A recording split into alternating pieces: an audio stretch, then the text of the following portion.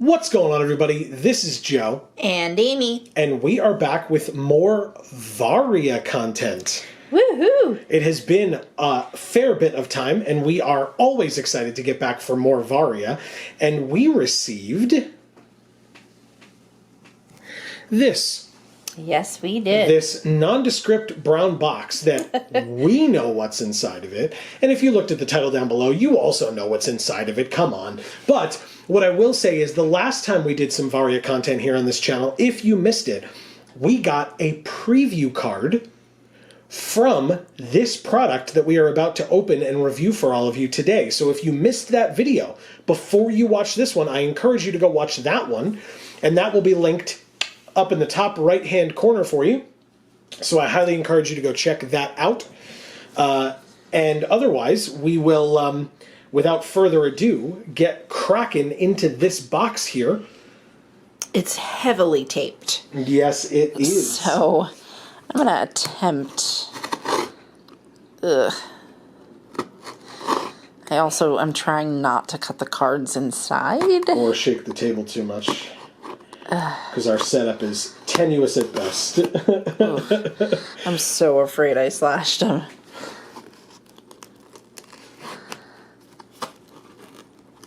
It is very securely packed, which is very nice, by the way.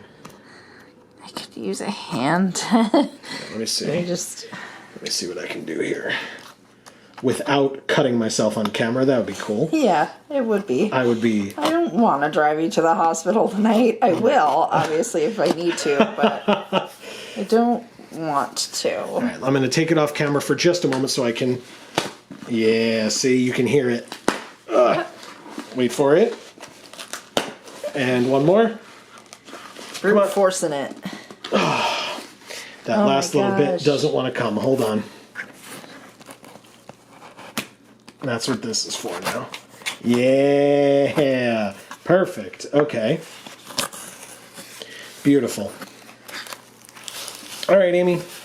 It's all yours. Okay. Let's, I'm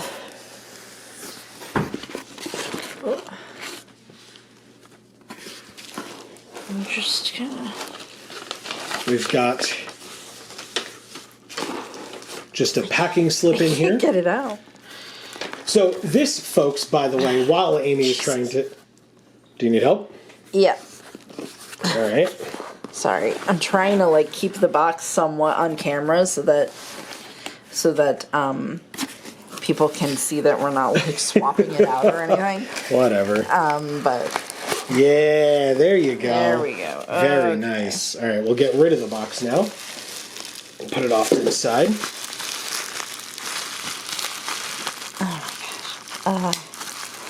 Okay. But yeah, we had a packing slip because for those of you that are unaware, this is the Varia Battle Box for the Samurai versus Ninja decks. So this is the newest product released by Varia, which, by the way, it has been a little bit since this product came out. And I do want to say, for the purposes of Varia and Guildhouse Games, right, the people that own Varia, I do want to say that they sent us this product quite promptly. And it has been only on our end that it has taken us a while to actually review it. So they were great. So please do not think that because it's a little bit since this product came out that is on them at all. It's solely because of us. So please be aware of that. That's really cool. Yeah. What does that say? It says Sunrise Samurai. So obviously there are the two decks. Samurai versus Ninja. It is the Sunrise Samurai on this side with a little bit of promo artwork there. Or not promo artwork, but artwork of the Samurai there. Sure.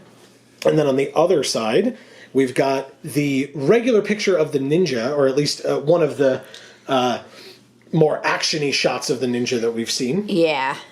And then on the other side is the Sunset Ninja. So the Sunrise Samurai and the Sunset Ninja. Gotcha. Now, interestingly, because of how our setup is set up here, directly behind this box, you can, I guess, show them the top of it if you'd like. Unless, yeah, like that. So that's the Samurai versus Ninja there as well. Behind the box, which you saw earlier, is the Varia starter set which was the Volcanic Warrior versus the Shadow Assassin. And something that we were very pleased with and that Guildhouse Games talked quite a bit about in their release of that product was the fact that everything that you would need to play a game of Varia is all in that starter set, right? Yeah. All the dice you need, all the cards you need, the 2 decks, a rules booklet, etc. And I assume that it was a lot of other people's favorites as well, because that is also what is present here in this battle box. Oh. So these are also 2 decks that are, or this battle box in general is very good for new players. So if you are a new player to Varia, no worries whatsoever. Don't worry about the fact that there's other products sitting here in the background, right?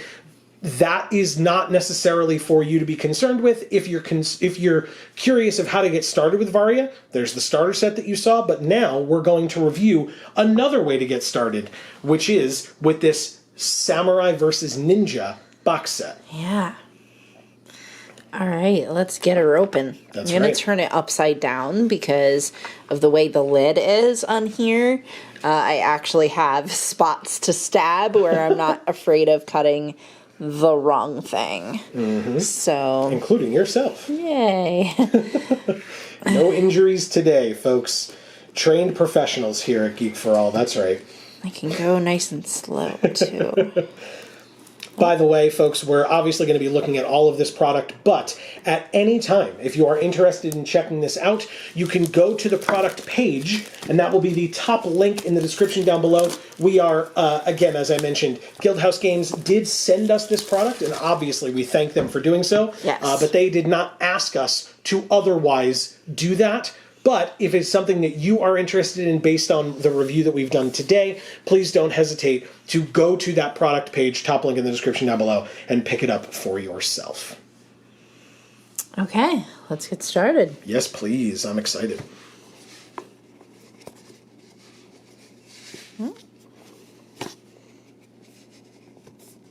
Yeah, it's so nicely compact. I mean, compared to the starter set, right? The starter set was a little bit bigger, and by the way, please don't think that I'm complaining by any means. That starter set box is still pretty small for having 2 decks of cards in it, and dice, and a rules book, etc. Sorry, maybe joking. Yeah. It's just very snug. Yeah, which is it's great. New. There you go. Okay. So then I guess we can do that. Remind everybody what we're looking at here. It's a cool box. Right? First thing we have. Very cool. Dice. So D4s and D6s, the 2 types of dice that you will need to play a game of Varia. Again, whether you are a new player or a veteran player of Varia at this point. That is just some information for you. Ooh, it's very slidey. That, if I recall, is the guidebook. So again, the rule book, as well as some lore type stuff in there, credits and acknowledgments on the back. It's wrapped in plastic that's very slippery. And then, okay, so we want to open this up and see the inside. Yeah, let's check it out. Okay. Is it easy enough to open? Let's find out. Well. Otherwise, we've got our... Yes, I think it'll rip, but it seems very stretchy. Yeah, I think I need to... No problem, just be careful. Okay. We said we were professionals. It's so slippery. Okay. It's been a while since we've done this, so... Yeah, we're obviously not going to read the whole thing, but we can at least show it off a little bit, just to be aware. Again, this is the rule book. They've got some like full art, basically, of the cards themselves to show you what kinds of cards you're going to be seeing, how to play the game, etc. So just a nice bit of information for you. How the table should be laid out when you are playing your game. There on the left. And obviously we were able to pick up one of the Varia playmats as well that has those sections nicely laid out similarly to how they are in the picture. So that's just to give you a general idea of what's in there. If and when you pick up the product for yourself, you are always more than welcome with... Oh, and there's a little comic as well. Heck yeah. Yeah, like I said, a little bit of lore in there as well. So you'll get to find out why the samurai and ninja are fighting one another. Ooh, there's a little preview, guys. That's right. Hope you like it. It's fantastic, amazing artwork, really great story. Very cool. Definitely check that out if and when you pick up the product for yourselves. And ooh, it's a velvet bag. It really is. That's so cool.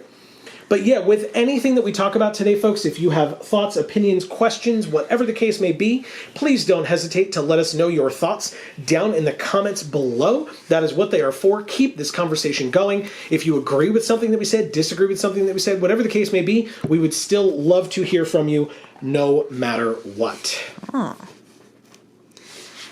Okay. So there, as you see, is the Sunrise Samurai. And on the other side is a little QR code, and it says, become the 6th blade and add this card to your collection today. Interestingly, the 6th blade, the leftmost deck on our background there. So there you go. When you go to the product page, if you, I should say, go to the product page down in the description, I encourage you to check out the rest of Guildhouse Games' website also, because it will have all of the other products that you do see here, as long as they are in stock, of course. I don't, if they're not, please don't come at me. The game is quite popular, and there are a lot of awesome people playing it, but otherwise, obviously... us. Yes, of course, us, for sure, that's what I meant. But yeah, they have a really amazing community, and obviously we love the folks over at Guildhouse Games. So if you have the opportunity to communicate with them or check out their website or go to their Discord or whatever the case may be, we encourage you to do so. And if you're interested, if it comes up, let them know that Geek for All sent you. I just want to separate the two decks. Sure. Oh, there you go. And there's the Sunset Ninja. Yeah. Okay. Perfect. Let's start with that. The ninja? You got it. Maybe I can stand up the samurai back here. Look at that. Perfect. Yeah, looks good. All right. Okay. So yeah, we have the little intro image there for the Sunset Ninja, as we can see. Oh, there's a back. So this card says that it is Abha, Black Fang Shinobi. Centuries of tradition and a few minutes' difference dictated the twins' fates. Abha, the elder, would become a samurai and inherit the estate, while Hera would shadow her in service. Though Hera accepted her place, Abha found that injustice too great to bear. As the time to take her oaths drew near, Abha abandoned her family for a mercenary's life, leaving Hera to fulfill the family destiny. Though Abha missed her family, especially her twin, the freedom she felt and the covert techniques she learned seemed worth the price of leaving. In time, though, Abha came to believe that it was not enough to free herself. She must also free her sister. And so she prepares an attack on her family home, the first step toward a bitter but necessary reunion. Sick. Very, very awesome. Because at first I read this and it was like, but this is Abha the Black Fang Shinobi, but then why is it saying that she's going to become a samurai? But because she's then going to not be a samurai because she is not okay with how these traditions have to work. Wow. Yeah. Really, really awesome. Okay, let's get to the rest of the deck. All right, so we have next the Silver Tongue Kukri, which is the first item card for the Sunset Ninja. And it's a physical attack dexterity weapon dagger. It's a long dagger. It's a very long dagger, and it's like on display, but like outside. Yeah, it's like on the balcony. That's a weird balcony. It's like on the level with all the other buildings. No, I see this as like An edge. The, like, background behind the table there? Yeah. Okay. Interesting. Yeah, I mean, I think that's at, like, as a table. I don't know. Well, it's definitely like an altar, right? It's got the candles on the outside there in the front, and they're praising it. yes, yes. And it seems like It's an anointed weapon, perhaps. it seems like it's got its scabbard there in the front, right? And the like purple cloth, which I mean, purple was always a symbol of royalty. Yeah. And that makes sense with the story that we just read about the Sunset Ninja, right? With the tradition and becoming, inheriting the estate, I guess. I mean, it's not necessarily specifically royalty, but just the idea of, like, inheriting estate just seems very more regal to me than peasant, at least, Sure. I guess. Yeah, I mean, this is a pretty Asian-inspired set, so I feel like purple's probably not the color for that. I don't actually know. Okay, all right. That was really more of a European thing. Sure, yeah. And I mean, it probably bled into, like, ancient Egypt and things like that too, a little bit, you know, because it was a bit of a cross-contamination, if you will, of all of those cultures. Sure. But I don't actually know if there was a color associated with that in Asia around that time. Right. Also, for folks who I guess who have never been here before, Amy is much more the history and art person. Like, I appreciate art, and I pretend to know a bit about history sometimes. Stay in school, kids. But I mean, I like to talk about the mechanics as well, and then we both get to talk about the flavor of the cards too. So first I'll point out that it says for the card, if you performed a dark action this turn, this action gets +2/+0 until end of turn.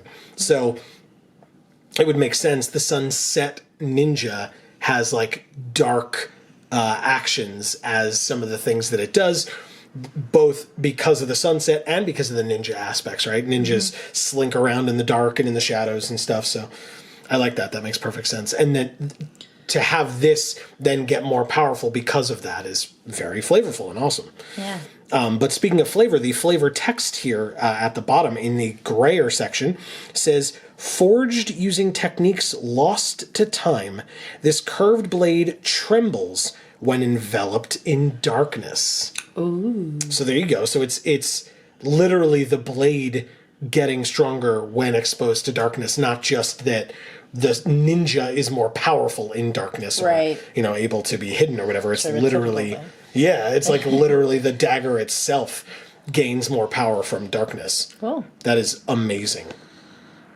It's a glow stick. Yeah, for all the raves, right? Crack it and then gains more power in the darkness. Yeah, and then eventually just dies out and you throw it away. Yep. That's definitely what we've learned here. If you put it in the freezer, it lasts longer. I have literally never done that, but I was a I've scout. done that a so million times. and anytime we cracked glow sticks, we were in the woods. So that's okay. Well, of course, you couldn't enjoy it while it was in the showers or the shower in the freezer. In the freezer, so it like didn't make any sense to actually put it in there because, you know. Yeah, I guess. Yeah, because unless you cracked it and then like needed to go to bed or whatever, and then wanted to use it again the next day or night or whatever, right? Anyway, that has nothing to do with what we're looking at here. Next, we have the second item card, and this one is an armor item card in Black Fang Shayla. It's a magical block dark, right? So we just heard about dark actions giving you benefits. First of all, this art is amazing. It really is. I struggled to understand what's happening in the background. It kind of looks like creatures, animals, like on the left and right hand sides with like glowing eyes and teeth. So to me, this is either a city behind her, or it is like a ship, like a flying ship. an airship of sorts that is decorated to appear like there are animals. Oh, I very much like that. That's my interpretation. I like that a lot. Yeah, because like there's like the face on the right and the face on the left, but like way in the background on the left versus more in the forefront on the right. But there's also that like swoop of purple there on the left that like separates the face from what, like you said, looks like city type structure or like smokestacks maybe on a ship or something like that. Very cool. I like your idea a lot. Well, how did I not think of that? Damn. Okay. What I like about this one as well, I mean, first of all, it buffs your dark actions, right? It says dark actions you perform have at the end of the action, put a charge counter on this, and it starts with 2. It enters play with 2 charge counters on it. And then at the end of the action, you may return this to your character zone and flip it, which means that there is a backside called Black Fang Shuriken. Yeah. Which is even a more... Oh my god, look at that art. Yeah. And the shurikens themselves are black. Yeah, and they look like... It almost looks like... I mean, it's the cloak, right? That was the item originally. And then I guess from out of the cloak come the shurikens. Yeah, they're like stuck in the fabric. Yeah. And they release as the... I don't know. Maybe as she does this sort of flourishing thing with her arm. Sure. Or, I don't know. Maybe she has to take them out and throw them, but they appear to stay pretty well in there. Yeah. Which I guess, like you said, I guess is the idea. Yeah, you don't really want to get stabbed because you're wearing shurikens. Yeah. I feel like that is counterproductive. It is a fast action, right? So that makes sense, right? You're quickly grabbing it and throwing it at your opponent or whatever, whoever you're fighting. And it allows you can choose one. You either combine it with your next planned action, right? So it's that fast that you're just doing it in tandem with another action. Or you're returning it to your character zone and flipping it, which again is just a way to get back to the front side. And you have to pay with one of your charge counters, which then is how or why you would want to flip it over, is if you are then out of charge counters. Obviously, this thing on the back face won't help you if you're out of charge counters, because you literally will not be able to pay for this ability. Well, she's a ninja. Just take it. But I also want to note... Just sneak and take it. If you look, it looks like that part of the cloak that has the shurikens in it is like shaped like a scimitar. Yeah. Uh-huh. Right? That's like the first thing that I noticed when I was like, oh, it's a scimitar, but made out of the... And then once I like looked at it more, I was like, no, it's just shurikens hidden inside. But I think it's supposed to look like a scimitar. Okay. Yeah. The way that it's like, positioned like that. Sure, that makes sense. I mean, like, an artist's eye would just see that as being like a framing of the face. Sure. Which you want to do because this face is very shadowy. It's got a mask and a hood over it. Yeah. Really kind of camouflaging it. So they really made the eyes pop. Yeah, they did. And then they made sure to create that kind of curvature, especially with that little highlight across the top. Yeah. To kind of really draw your eye to the face. Sure. But I like your idea that it's sort of a flavorful thing. Yeah, that it's just, yeah, that's literally the first thing I saw, and that's what it made me think of, was that it looked like a scimitar to me. And it's considered a magical attack dark, which is interesting. I guess the cloak itself kind of magically hides them within, or they are produced. Oh yeah, they're produced from the cloak. Because if you look, the shurikens are actually in the fabric. I know, I did see that, but I thought they were just stuck in there. So did I, but it looks like the design on the fabric is of shurikens, right? And then you just grab the design and pull it off, and it becomes a magical shuriken. That's so cool. That is really cool. Wow. Okay. Yes, please. Next, we have nice action shot there. Obviously from we just looked at this at the front of that Sunset Ninja art earlier, but this is the Flying Kick card. Yeah. Okay, and it's it's very self-explanatory. At the beginning of the action, you engage your target because you're flying at them with a kick, and at the end of the action, you disengage from your target. I guess because you're flying away from them, or it's just allowing you to do that. Cool. I don't know if you want to talk about the art at all. I mean, it is a really good action shot. Yeah, it's gorgeous. I love the, sun coming up over her shoulder in the middle there. Almost perfectly in the middle. Mm-hmm. Yeah, so that there's almost a halo of light surrounding other parts of her body as well. Oh, yeah. Where her legs Good are. point. And, there's that big splotch of light between sort of her chest and her sash. Yes. Type thing. And then, that kind of draws your eye to her arm that's back in sort of almost a punch position. Sure. This bottom leg looks a little unnatural to me. Yeah. I would say that the angle is wrong. Yeah, it's a little strange. I mean, hey, I'm not a ninja, so maybe this is just something that ninjas can naturally do with their bodies. I don't think so. But it just looks a little awkward to me. Yeah, I feel like that bottom foot would be closer to the ground. It would be...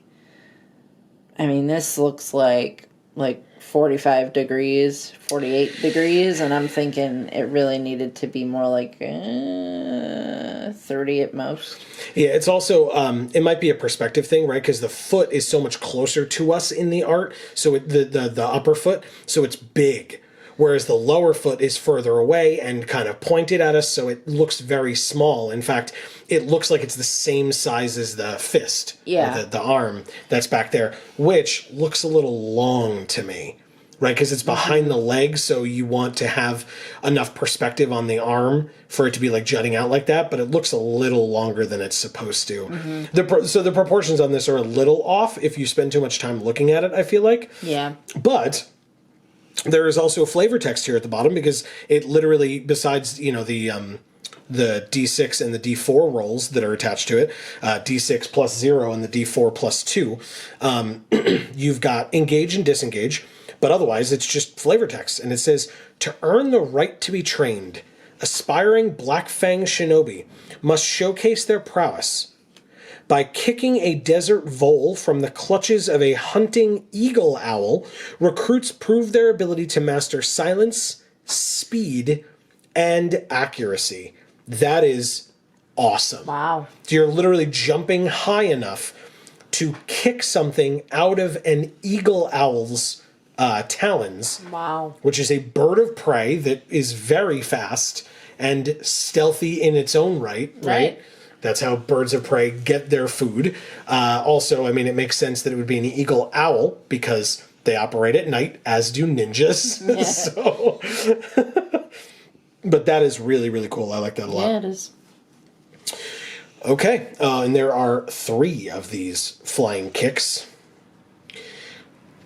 Then we have Choking Darkness. God, I've always loved these magical attack cards with the ombre of the purple to the, pinkish, lavender, whatever you want to call it, colors down on the framing of the card. Gorgeous work. I'm trying to see this picture a little better. I guess there's these little people. and then just this ghost coming out of them, weirdly. Yeah. But the ghost looks really cool. I love the color of it and the way that they were able to depict how translucent it is. With the light versus really well the darkness. Done. Yeah, for sure. Yeah, it's weird. Like you said, looking at the perspective of it, at first I was like, is there a child in this man's arms? And it's getting its soul sucked out? But no, those are his hands. It just took me a second because that part the hands are very small, of course. So. Sure. But that's really cool. Again, a magical attack, dark, right? Mm-hmm. Which makes sense. It's called Choking Darkness. And it's choking in that it's not allowing you to play cards with power greater than 3. In this moment or in future moments. Wow. And then the flavor text says, those untethered from honor understand that rules often disguise shortcomings, known only to those who write them. Wow. I mean, I would argue that other people know their shortcomings as well, but that's fine. And there's more than one of those as well. Very nice. More than 2, in fact. Okay. Then we have another fast physical block in Switch Flip. God, I love these colors. Yeah, it's cool. They're so different from the other ones because, again, this is not a dark move, right? It's just a dexterity move, or a dexterity card, I should say. Move has a different connotation in the game itself, but a dexterity action, I guess. When you play this card, if it replaced an action, choose one. Create an aimed edge token. So I guess we'll see tokens at the end. Or create a run down token. And then at the beginning of the moment, disengage from your target. Very cool. Wow. And I mean, that makes sense with the switch flip, right? You're flipping backwards away. So, okay. I like that. Oh, and there's more than one of those as well. Yeah, again, the colors, the perspective of where this flip is happening. Yeah, I love that. That it's like looking down from above, and it looks like that axe was about to come down on this character, whoever it is. That this person is swinging up in the upper right here, and that this person switch flipped away from it, which that makes perfect sense that they have disengaged, and so they don't get hit by an axe swing. Very cool. Oh, and there are 3 of these again. Okay. Ooh, this one's cool. Next we have Inner Sunset. Another fast card. I love the art on this one. It's very pretty. It's got a fun sort of swirling feel to it. So there's a lot of movement. There's a lot of, but then she's sitting in the center, very peaceful and meditating. Sure, yeah. Okay. Yeah, and this, it looks like this costs health points to play. Oh. Right? It costs 2 health points and 2 action points up in the top left there. Which is very interesting to me because you would think that she's like meditating, right? It looks like she's kind of meditating there at the bottom, but like it's costing her health to be able to, I don't know, summon her dragon spirit. I mean, yeah, I guess. I imagine that would hurt to have a dragon spirit come out of my body. Yeah, probably. Just a guess. That's really funny. It's a fast magical draconic ability, which is awesome. And you can choose 2 at the beginning of the moment. You draw a card. You can buff your dark actions, your dexterity actions, or you can search your forgotten pile for a card. And then the card very helpfully tells you can't choose the same thing twice. So you can't draw 2 cards with this, but still, this is really cool. Yeah, I'm very intrigued. Why does she have a dragon spirit inside of her? I mean, if a dragon spirit offered to be inside you... This is going in a weird direction. Keep going. You don't deny it.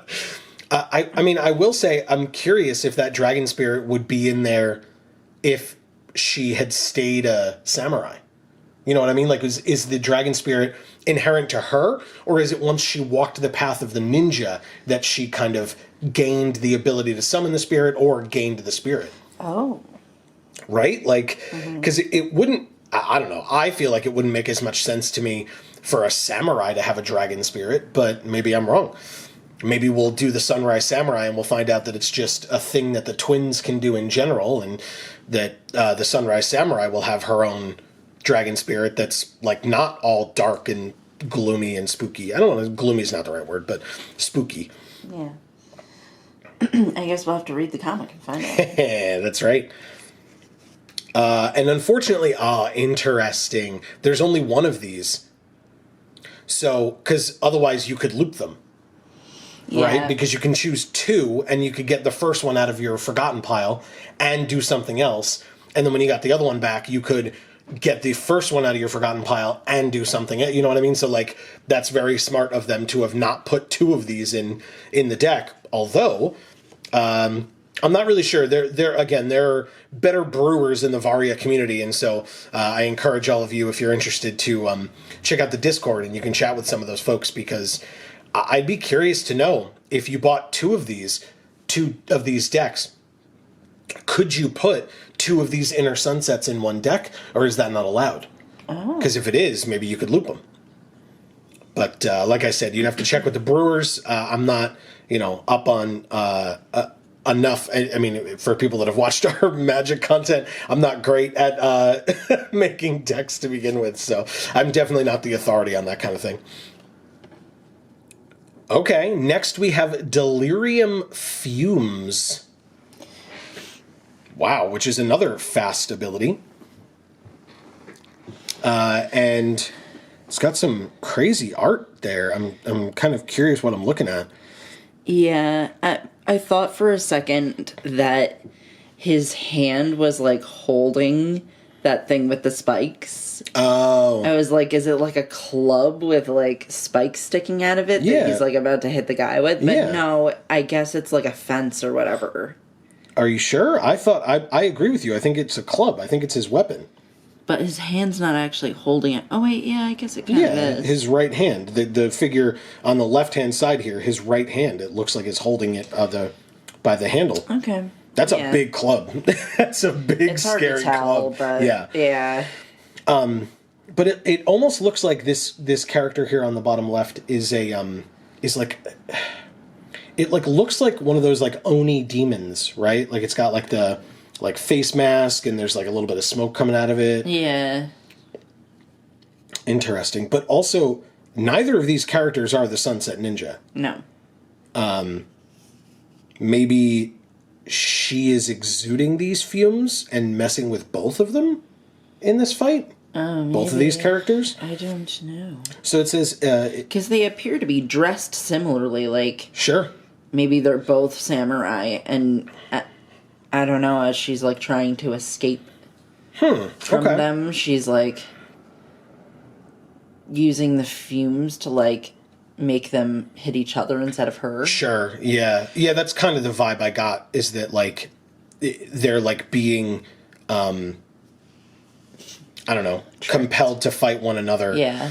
But yeah, this is a fast ability. It's a magical toxic, and it says on hit, if this action is an attack, swap the base power and base focus of your target's next planned action until end of turn. So for people who are unfamiliar with the playstyle of Varia, the power are the D6s on the cards, and the focus is the D4s on the cards. So if you had, like earlier, we looked at a card that was like D6 plus 0 and a D4 plus 3, so you would swap those so that your power was a D6 plus 3 and your focus was a D4 plus 0, which is very interesting. You could do that in a lot of different ways of your target's next planned action. So you're messing with your opponent's stuff. Yeah.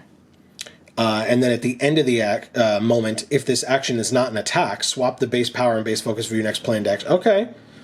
Interesting. Right, because this doesn't specify that it's a magical attack or a magical block. It's just magical and toxic. Mm-hmm. So you could do that, versus it's on a hit versus at the end of the moment, depending on how this card plays out. And because it's fast, you can kind of get it in there really quickly, and mess up what your opponent is doing, which is really cool.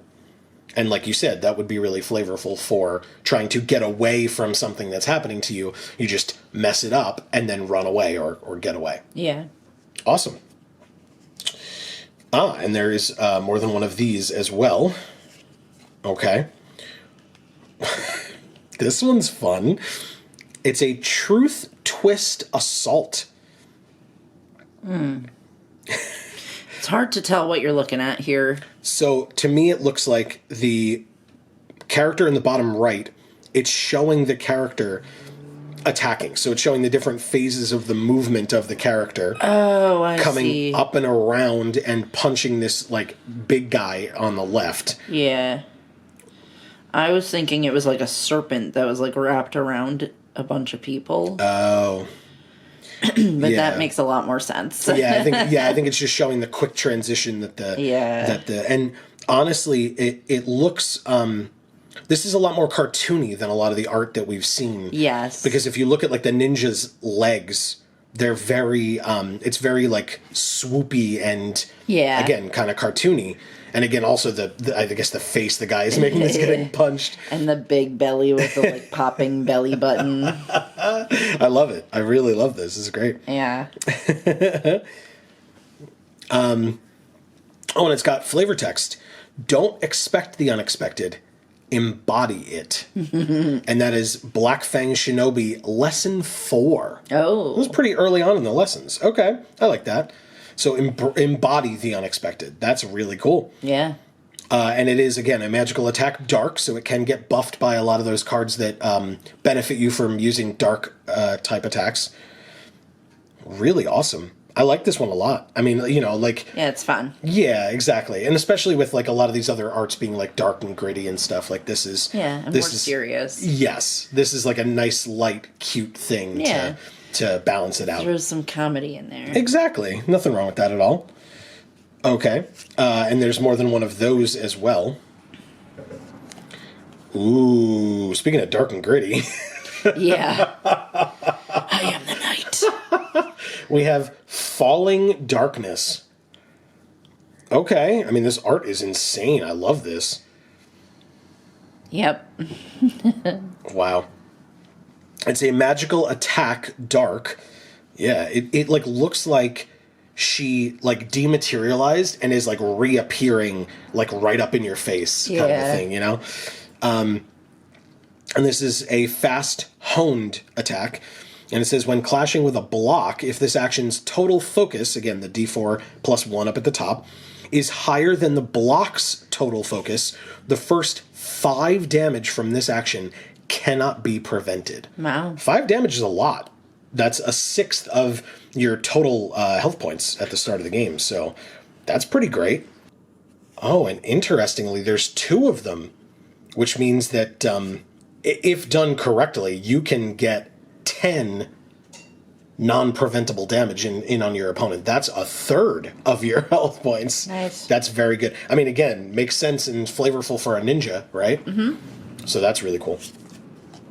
Ooh, I like this art too. Yeah, this one's fun. Black Fang Propaganda. Also, I have to assume, based on the fact that it costs 6 action points, that this is probably one of your stronger abilities in the deck.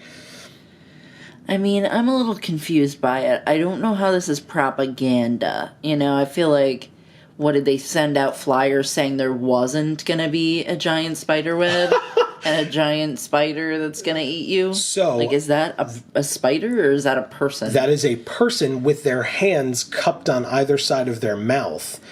And they're either yelling or whatever they're saying is what is producing that spider web. Gross. At least that's how I read this art, which, again, makes a bit of sense for propaganda, right? That your mouth is creating a spider web and entangling people. I think that's really cool. Okay.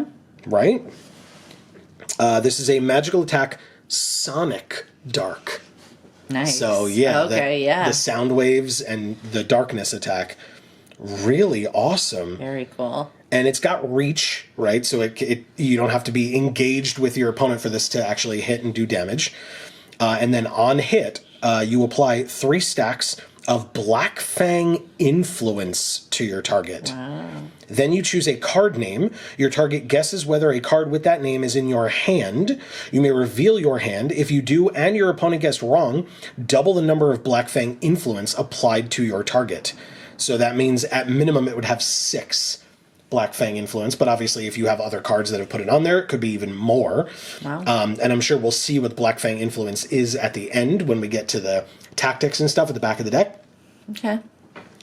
But yeah, I mean, Do you think this guy's gonna enter the Spider-Verse? Or go beyond the Spider-Verse. So I have always loved. I mean, I talked about loving the ombre on the borders of these like magical cards. Yeah. But I mean, just purple in general is very much my aesthetic. So Yeah. I love this art. Like this, the colors and everything are really good. Yeah, I mean, it'll fit right in with Spider-Verse. Color palette wise. Yeah, that's true too. Yeah, yeah, it's really. I like this art a lot. And again, for kind of a powerful card that I'm assuming it is, and it seems to be. The art is like really like stands out and is nice. and it shows that it's powerful. Oh yeah. And like I said, we can check the Black Fang influence later to see what it does, and realize that your opponent can have, from just this one card, 6 of them on them at the same time. That's insane. Yeah, so we'll have to see how insane when we get to that point. Really, really cool. Plus, the focus on this card is D4 plus 6. Ooh. Which is a lot. That's really cool. All right. I like this one. Yeah. It's just duck. Duck.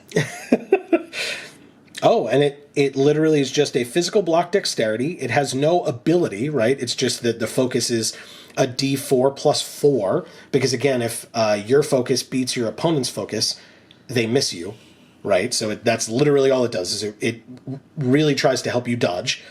But the flavor text is massive. It says, the essence of all martial arts and military strategies is self-protection and the prevention of danger. Ninjutsu epitomizes the fullest concept of self-protection through martial training, in that the ninja art deals with the protection of not only the physical body, but the mind and spirit as well. The way of the ninja is the way of enduring, surviving, and prevailing over all that would destroy one. And that's a quote from Toshitsugu Takamatsu. Whoa. So, I mean, I imagine that's either, like, her trainer, basically, or it's just someone who is prevalent in... the field of ninjas. Ninjas or at minimum martial arts training, yes. Yeah, the art is, like, very interesting. This, at first glance, when I, like, flipped to this card, or when you flipped to this card, really, it looked a little cartoony to me. Okay. Like, not as cartoony as the last one that we looked at where we said that. But just, it's not. It's just her ducking an attack. Yeah. But it looks, I guess because it's, like, a little bit brighter because of all the fire that it looks like she's dodging. I guess, it wasn't as, like, dark and gritty as a lot of the other things that we've seen from this deck. Very nice. Yeah, I like this art because of the, like, contrast between the flames and the, like, dark background. Sure. And, she's got a lot of dark clothing on and stuff like that, but then there's a lot of highlight on her from the flames because they're practically kissing her. So it's cool. I like this one. Yeah, even the little, like, splash of green from her, like, sash / cloak there, really nice. Just another way to add a little bit of variance to the colors there. Yeah. Really cool. Oh, and there's more than one of those. That makes sense, right? This is a pretty inoffensive card, and it makes sense for a ninja to be able to dodge out of the way of things. We've got a Twin Step Strokes next. Okay. This one's... Oh, okay, I see what I'm looking at. It took me a second. They're, like, profiled, right? Or, like, facing this way and slashing to the right. Again, still with the they did a great job because these decks are sunrise and sunset. They did a great job of depicting the sun in a lot of these arts. Sure. Right, like nicely framed in the background. In this one, it's right in between the two characters. It's, like, pretty prevalent. It's the light source, which you talk about all the time in art. Right. So it's like they're a little bit shadowed because of the fact that the light source is behind them, right? Yeah, I mean, I would probably, like, with their sort of proximity to the sun here and the lack of clouds, I probably would have put a little more highlight on them to make it look more realistic.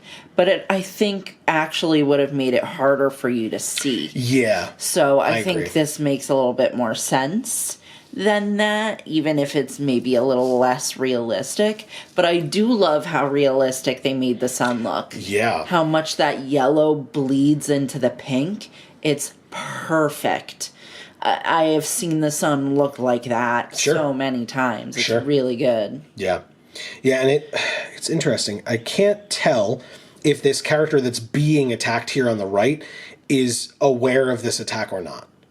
You know what I mean? Because like you can see them holding their sword, but it's possible that they're holding it kind of behind them and looking to strike further to the right, and that they're being attacked from like their blind spot kind of a thing by our Sunset Ninja here. Okay. It's hard to tell. Yeah.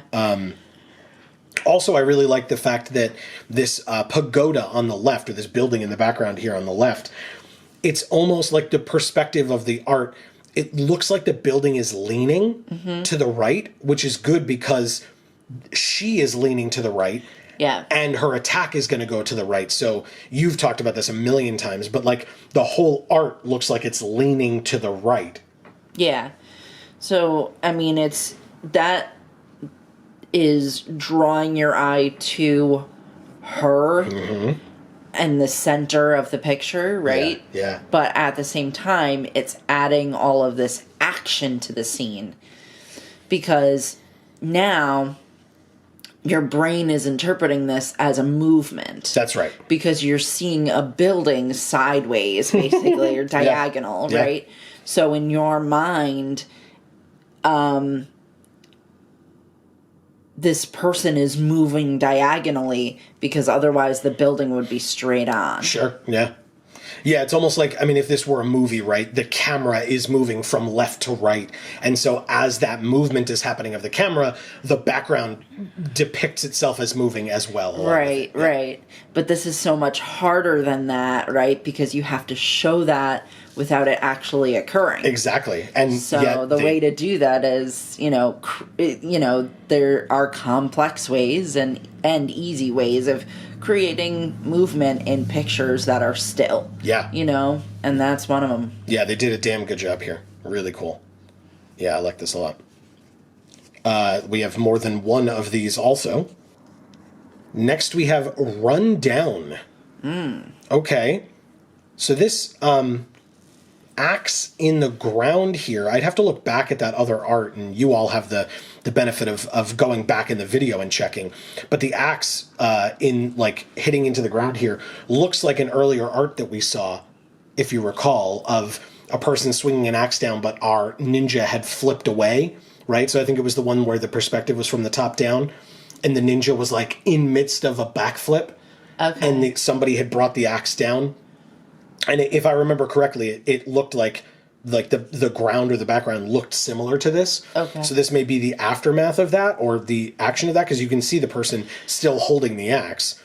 But it says that at the beginning of the moment, you engage your target. So this is like the opposite of what that other card was doing, where the ninja was flipping away and getting away. Right. This is running down your target, and so engaging them, running up to them. Sure. Yeah, the art's interesting on this one, too. It's got these, like, patterns on the floor. So, I mean, this seems like certain things were supposed to be done in this area. You mean like this is like a special chamber or something? Yeah. Okay. It's definitely possible. I don't know if what that is fighting, but I don't know it's not, I suppose. Sure. But I mean, it's not unheard of for a ninja to like infiltrate a place that's not supposed to be violent or whatever. Yeah. I like that's that. kind of their job, I feel like, for the most part. Sure. I mean, obviously in their like practice area they're practicing and so that area is designed for fighting. Yeah. Right? But when they're actually going out doing the things that ninjas do, they're out in the world and they're, trying to fight other people who are in different locations. That's right. Yeah. This is one of the few cards that has a plus to the power, or that even has power at all. I mean, obviously it's a physical attack tactics, but yeah, a lot of the even if there is a power on the card, a lot of them I feel like have been like D6 plus 0 or something like that, because you're more focused, no pun intended, on the focus, the D4. Yeah. But this one actually has the same plus for your focus as for your power. And this one has flavor text as well. Hide behind curtains, pillars, or honor. I will find you, and I will end you. Wow. That's awesome. Yeah. Okay. I like that. And yeah, you're running them down, so you're finding them all right. Yeah. Very nice. And I like the color scheme with this too. That sort of bright red, almost orangey red. Sure. Or like a coral color, I guess, because it has a bit of a pinkness to it too. Okay, sure. And then along with the teal, so pretty. Sure. And yeah, and the fact that coral color is on the left, and then as you go to the right, it gets darker. Like, you can barely see any features on this person here holding the kukri that we saw earlier, right? Yeah, I mean, that definitely adds some realism to it, I don't love as much when a picture is clearly sort of changing around the light and dark. Sure. And in an effort to make you see it better. Sure. Than you would if you were looking at it in real life. Mm-hmm. But of course, the downside of not doing that is that you can't necessarily see it. Sure, yeah. But it creates immersion. Yeah. I think to have that realism, it just is a little bit more difficult to see what you're looking at. Yeah. And especially on a card, sometimes that's tough because it's small. Yeah. And this, I mentioned that this person's holding a kukri. I don't know that it is a kukri, and I don't believe this is our ninja. You know what I mean? So I don't think it's our kukri that we saw earlier in the deck. But anyway, it's a sword type weapon of some kind. There are 2 of these as well. Ooh. This art is very cool. I love it. I mean, I don't know. I guess these are like sunrise samurai people on the left. I don't know. Oh, yeah, because this is the ninja on the right jumping away. This is Switch Step Edge, by the way. But I mean, these outfits and the makeup and everything reminds me of like Mr. Sinister. Ooh, from X-Men fame. I love that. Sure. Like, I get that vibe. Okay. Yeah, I don't hate that. It's very interesting, right? This is Switch Step Edge is the name of the card, and it looks like, I mean, maybe once we get into the Sunrise Samurai, we'll learn that this is one of her abilities, but it looks like the lower of the 2 figures is like a shadow or like a doppelganger or something, you know what I mean? Like a projection. As opposed like an to, illusion. Yes, as opposed to like a real thing. But either way, the ninja is dodging both. So I assume that the attacks of the duplicate would still do damage. Yeah. But it also looks like the duplicate... Oh, no, I guess both of them have 2 swords. It's just harder to tell because the upper figure has them both next to each other. Right. And so close to one another. Very cool. Okay. But this is, interestingly, this is a physical attack tactics, even though in this case, it looks like the ninja is like jumping and dodging, right?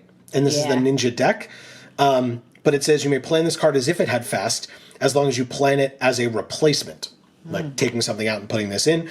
When this action is replaced, you draw a card, which is awesome.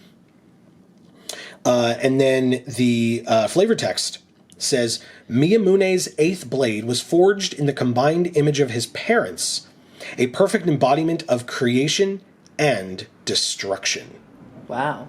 Okay. Okay, who are his parents? Maybe it is Mr. Sinister. I don't know his backstory, but I mean, I'm gonna guess it's probably not a great home life. This is awesome.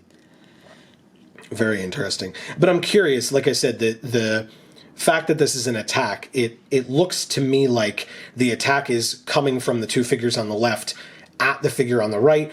But again, the figure on the right is the ninja, and the figure on the left, as you surmised, is likely samurai. So I'm curious if, like, you know, obviously it's not, we've seen in past Varia decks as well that, like, not every card is depicting your character every time. Sure. It's just, you know, sometimes that is an attack that your character can still do, and so Right. they depict it the way they're going to depict it. Because it's also possible that Switch Step Edge is a card in Sunrise Samurai as well as Sunset Ninja. But we'll find out once we get into Sunrise Samurai. Oh, and there's more than one of these as well. So this art we recognize. Yeah.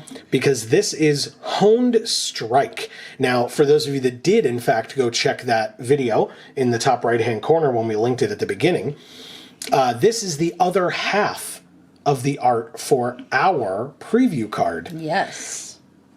So this was not our preview card, but the other one was. And this art, like I said, was something that we got to show off as part of the total version of the art. Right. But this is Honed Strike again. This is another physical attack tactics that does not have any power. You don't get to even roll a d6. It's just your focus, just your d4. Yeah, I won't really talk about the art in this because watch the other video. We did that extensively. We really did. And rather than waste time talking about that during this video, we'll just skip that part. For sure. Go check out the other video. That's right. And if you were unfamiliar with what Honed is, we've seen a couple of cards with Honed so far, or that give cards Honed. It says this action deals and prevents damage with its focus instead of its power, which again, because I talked about the fact that a lot of these cards have like a d6 plus 0 or just no d6 at all, like this one, Honed makes a lot of sense for this deck, that it's all focus based, right? Right. And this one has a lot of flavor text as well. It says, "Welcome to your second day of combat training. Today we will learn how to strike. Tomorrow we will learn how to strike. The day after that, we will learn how to strike. This will continue until I no longer believe that you are an oaf with a blade." Wow. A quote from General Zythe. And again, Very supportive. this seems like, again, both of the characters in these arts for our preview card and for Honed Strike, they both look like samurai, right? Yeah. So, again, that's why we talk about the fact that, like, not every card that you're going to see is going to be the ninja, right? Yeah. That like... yeah, I mean, based on that flavor text, they're practicing. That's right. Well, and the samurai is practicing. Yeah. But this is in the ninja deck, so I'm curious. I imagine this card will be seen again in the samurai deck as well. Ooh, I like this next one. Flame Slash. Whoa. What is that thing? So cool. It's like a demon again. Yeah. And wow, this is a hell of a magical attack fire. It's your power is a d6 plus 7, and your focus is a d4 plus 3. Wow. This costs less action points than that spiderweb, the propaganda card. Wow. Okay. I mean, It has... it's good. Yeah. It doesn't do anything besides the power and the focus, but it doesn't need to. I mean, look at it. But also, it has a lot of flavor text. It says, "Beware the Afarit of Sandhya's deserts." Those are not real words, but I'm trying my best. In their eyes burn the stories of the curious and forgotten. A pile of ashes is no way to leave your mark upon this world. Wow. And that's a quote from Shinobi Guru Daisuke. Interesting. You like that? No. Okay. A pile of ashes, in my opinion, is the way we should all leave our mark on the world. Okay. Our final mark, at least. Yeah, exactly. I would hope that we would leave plenty of marks while we're alive. Sure, yeah, right? sure.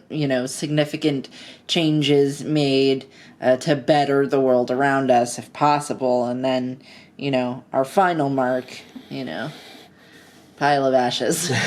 So I guess they're implying that these things, these Afarit,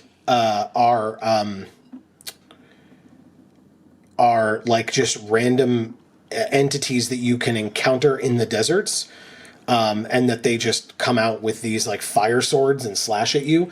And so they're saying like, don't die to these random things in the desert. Like that's no way to leave your mark upon the world, because you would just end up as a pile of ash. Right. And it's interesting, the Afarit, it sounds very much like Ifrit, which are like jinn or genie-like characters from many fantasy realms. The one that comes to mind is D&D for me. But so I guess this is Varia's version of that. Okay. That these are like the genie type characters. And I mean, it kind of looks like it, right? Yeah, I mean, to me, it kind of looks demony, and then Sure. it's got, like, the flames surrounding it, so, like, that would make sense, except that then why would it be in this deck with Sure. this story? Like, that doesn't make a ton of sense. Yeah. So, I don't know, maybe it is. Well, and it mentions the desert, so maybe this is just a thing that is around. And so, I mean, I know that if I'm aware that these things are out in the deserts, that maybe if I'm being pursued, that I go to an area where I know these things are and, like, hide. Right. And then as my pursuers come after me, they come across one of these things and take a flame slash. Yeah. Yeah, so it's not... I don't read this necessarily as your character performing a flame slash, but that you are still attacking your opponent with a flame slash, in that you're leading them to an area where they're going to get attacked. Yeah. That's really cool. Okay. That's my headcanon. I'm sticking with it. Next, we have Aimed Edge. This art is gorgeous. Yeah, I like it. Right? It's very bird-like. Okay. Where all of these sort of pieces of fabric that are sort of very flat-edged look a lot like feathers, while this sort of stance that she's taking is like a graceful bird. Sure, yeah. So it kind of... like a flamingo pose almost, with one leg down, one leg up. Yeah, so it's kind of cool. Yeah, it really is. It's a fast action, and it's ranged, okay, because it's aimed edge, I guess, and it's a physical attack precision. So again, it's not honed, so it does have power, even though it's a d6 plus 0, but the focus is another d4 plus 3. That seems rather consistent. Like, we've seen a lot of d4 plus 3s in this deck. Yeah. For focus. Yeah, and, we talked about the sunrise and sunset. It's just a nice way to depict it. I mean, if you're going to have this many separate pieces of art, Yeah. what a nice thing to have a sunset in every single one of them. Yeah, Or almost every single one of them, you know? I mean, what a beautiful backdrop for all of the art. Yeah. I mean, this is gorgeous. To have, like, the way that they put so much shadow on her to show how it would really look. The thing in the foreground has so much shadow to it because the light behind her is just so bright. That's right. It's almost like a silhouette. But yet the colors are so vibrant that they're showing through enough that you're getting to see them, even though she's so much in shadow. Oh, yeah. Really, really cool. Yeah, and like almost to the point where like even the like sunburst or the light flaring on the top right is like almost making it so that part of the background is like not visible at all. Yeah. Because it's so kind of overpowering, the light is. Right. And it's great that they're able to, like you said, like run that theming through the whole deck. Mm-hmm. Really, really nice. Yeah. Okay, and there's only one of those. So next we have Weeping Cut. Oh my god. Yucky. So it looks like we're looking at this like samurai character, or this character here, through the gut or some other body part of this person's victim, basically. Yeah. Yeah. So, like, we're the organs Yeah. in this, like, point of view shot. Yep. We're like, oh, we're not supposed to see the light of day. Okay, hi. Hello. Yeah, and it makes sense, right? It's a physical attack tactics, but on hit, apply 3 stacks of bleeding to your target. Yeah. Yeah, it makes sense. I mean, probably more than 3 stacks of bleeding is what I would imagine an actual wound like this would cause. But, you know. And again, this costs 5 action points, so it's another, like, letting you know that this is a pretty powerful effect, right? Because it costs half of your action points for the turn to be able to use it. But it also still costs less than the propaganda. It also has flavor text. A broken bridge behind him, Miyamune set out to supplant his new realm's lord. Upon establishing a site of creation at its core, Miyamune's influence altered the foundation of the world, giving birth to the realm now known as Forge. Oh. Wow. Okay. I would not have gotten all of that from just this art, so I'm glad that they gave that to us, because that's a lot. Yeah, that's pretty complex. I love There's it. a lot to that. Yeah, it's great. Okay. Whereas this is just a real good gut shot. Yeah, this art is like brutal in the best way, right? Yeah. Like you got like the sinew and stuff connecting, but it's like, Oh. but it's not red, so it's not like gory as much. It's not like as gross. Yeah, absolutely. But again, like you said, right? We're inside their body, which is not lit. So, Right. it makes sense that it would be dark and you wouldn't really be able to see what's going on. If we were seeing it from the attacker's perspective, it would look a lot worse. Yeah, very different picture there. Awesome. Ooh, this one's cool looking as well. We have the Way of the Blade. Wow, this looks rough. Are we seeing both sisters here? Yeah. They're working together? Yeah. Huh. Oh yeah, the flavor text says, love is in the rain. Interesting. Yeah. Also interesting that at the time that they're working together, it seems like there is no sun visible. Yeah. And it says it's in the rain, so it's possible that the clouds are just blocking out the sun, but it could also be, I guess, that it's nighttime, so it's Right. after the sunset and before the sunrise.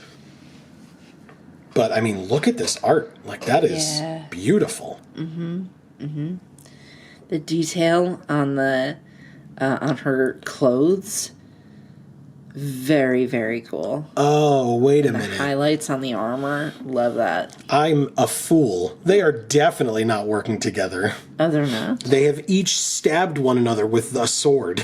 Oh, shit. Oops. Yeah, You're right. The ninja has stabbed through the stomach area of the samurai, and the samurai has stabbed backwards through the side of the ninja. So they are not working together at all. No. Oh, they're working together to kill each other. And they're both succeeding, it seems. From the looks of it, I guess maybe it's just the perspective, but from the looks of it, it looks like the ninja got a better stab than the samurai did. But it could be that the ninja got a stab on the outside of the torso, on the far side of what we're able to see. That's... wow. Yeah. But my point still stands, though, that they both made it to each other and have attacked each other in such brutal fashion while there is no sun. Right. Yeah. So now, if they die, it would make sense that there was no sun now. That's right. Wow. And it's, again, a fast action. At the beginning of the moment, if your target is attacking you with a physical action, both this action and your target's action are treated as if they are unopposed this moment. Oh. So you basically say to your opponent, like, okay, you're attacking me, your attack will get through, but now so will mine. Right. But these are your power and your focus are both +0. D6 and D4 +0. So it's just whatever you roll is going to get in. So you'd obviously have to do it at a point where your opponent's attack isn't very scary either, you know? Right. Like, very interesting. And I mean, we've seen one card in this deck that that costs health points. And so otherwise you're trying to be stealthy and dodge away most of the time. But this time you're just like, I don't care. Hit me if you want, but I'm going to hit you right back. Right. I'm taking you down with me. Really cool. Brutal, but really cool. Also, I can't believe they were working together. They're so... I know. Well, I thought they were... I saw the blades. Yes. And I saw that there was blood on the blades, but I thought that they were holding the blades out and...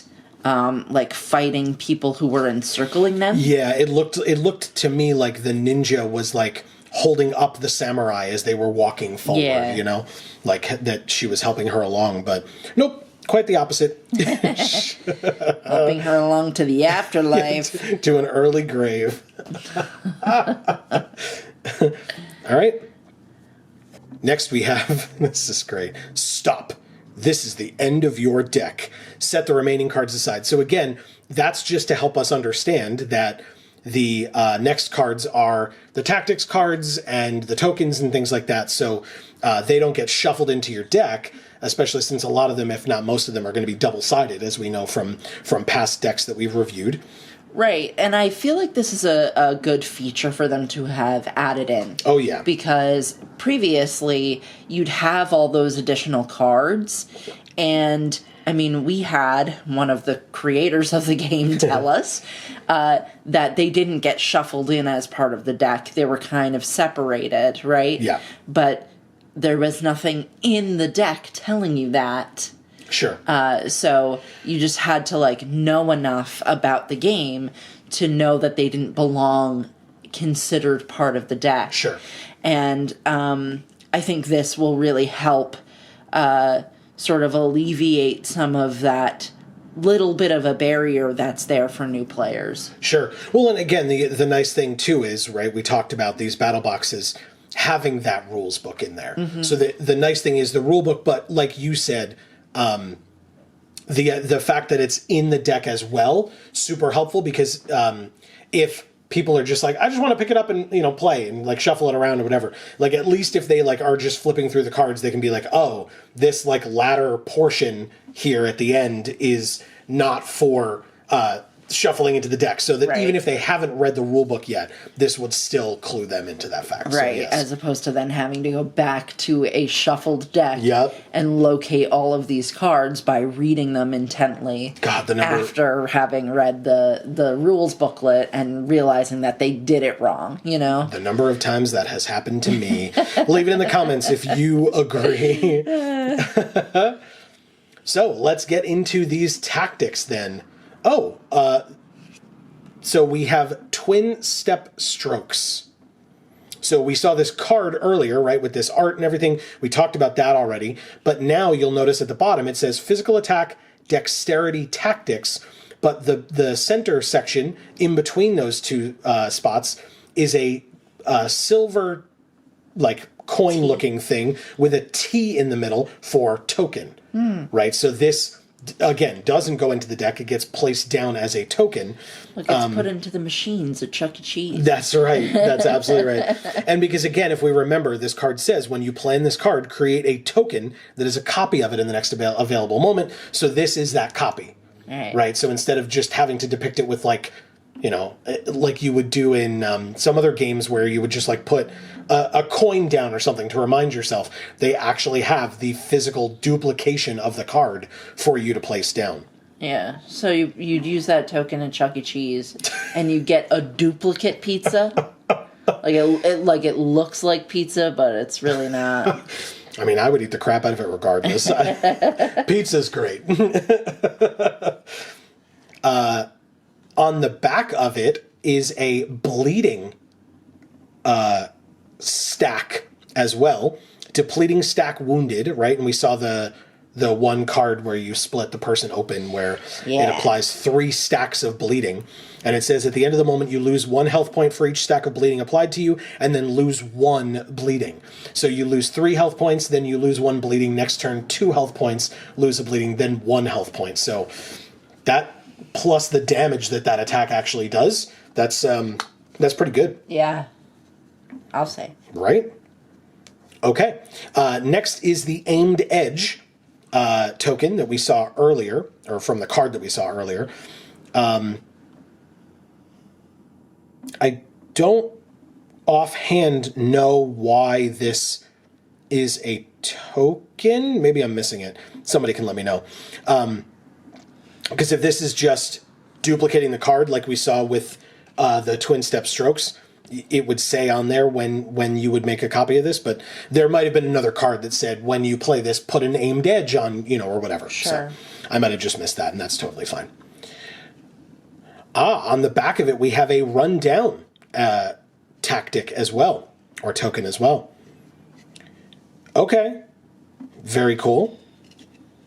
And then behind it, another aimed edge. And then on the back, another rundown.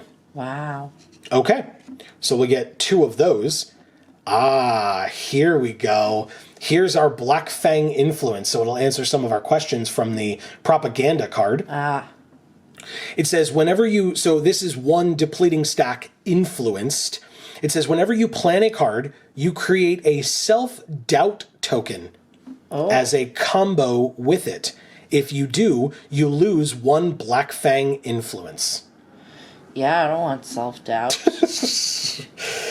Join the club. Yeah. How do I get rid of self-doubt? Somebody leave it in the comments.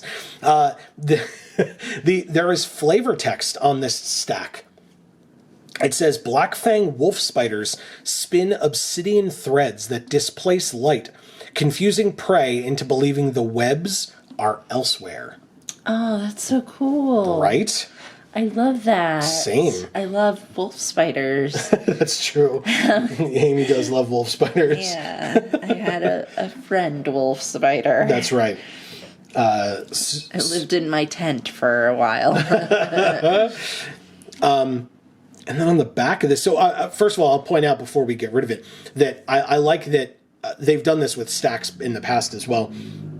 But I like that this is a zoomed in version of the card that makes this. Mm-hmm. And it's zoomed in on, the coolest part, right? You see the like hands cupped and the web coming out of it. Really cool looking. Yeah. In fact, that wolf spider protected my clothes. That's right. Hey, come join. We'll talk about it more at the end, but come join us on stream where we'll happily tell that story in more detail. Yes. Okay. So on the back, we have the self-doubt token. And it says, this action has -1/-1, and this action cannot be replaced. Because obviously there are cards that say, like, replace your opponent's action with whatever, or that you could replace, or I guess it goes on your opponent's side, so they could replace with a fast action, but now they literally can't. And this is a magical psychic dark. Yeah, that would be pretty psychic and dark for it to be self-doubt like that. And this is new art.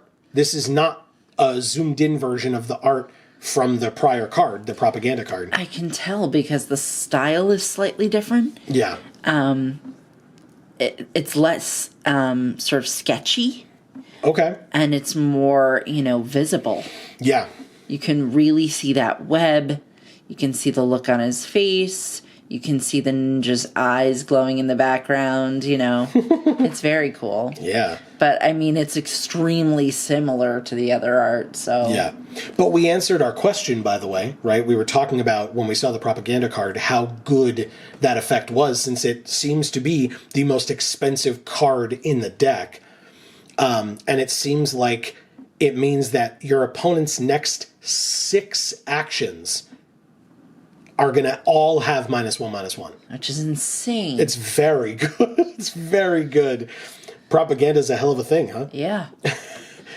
Okay, and here's a second one. Propaganda changes the world. That's right. So, which has self-doubt on the back.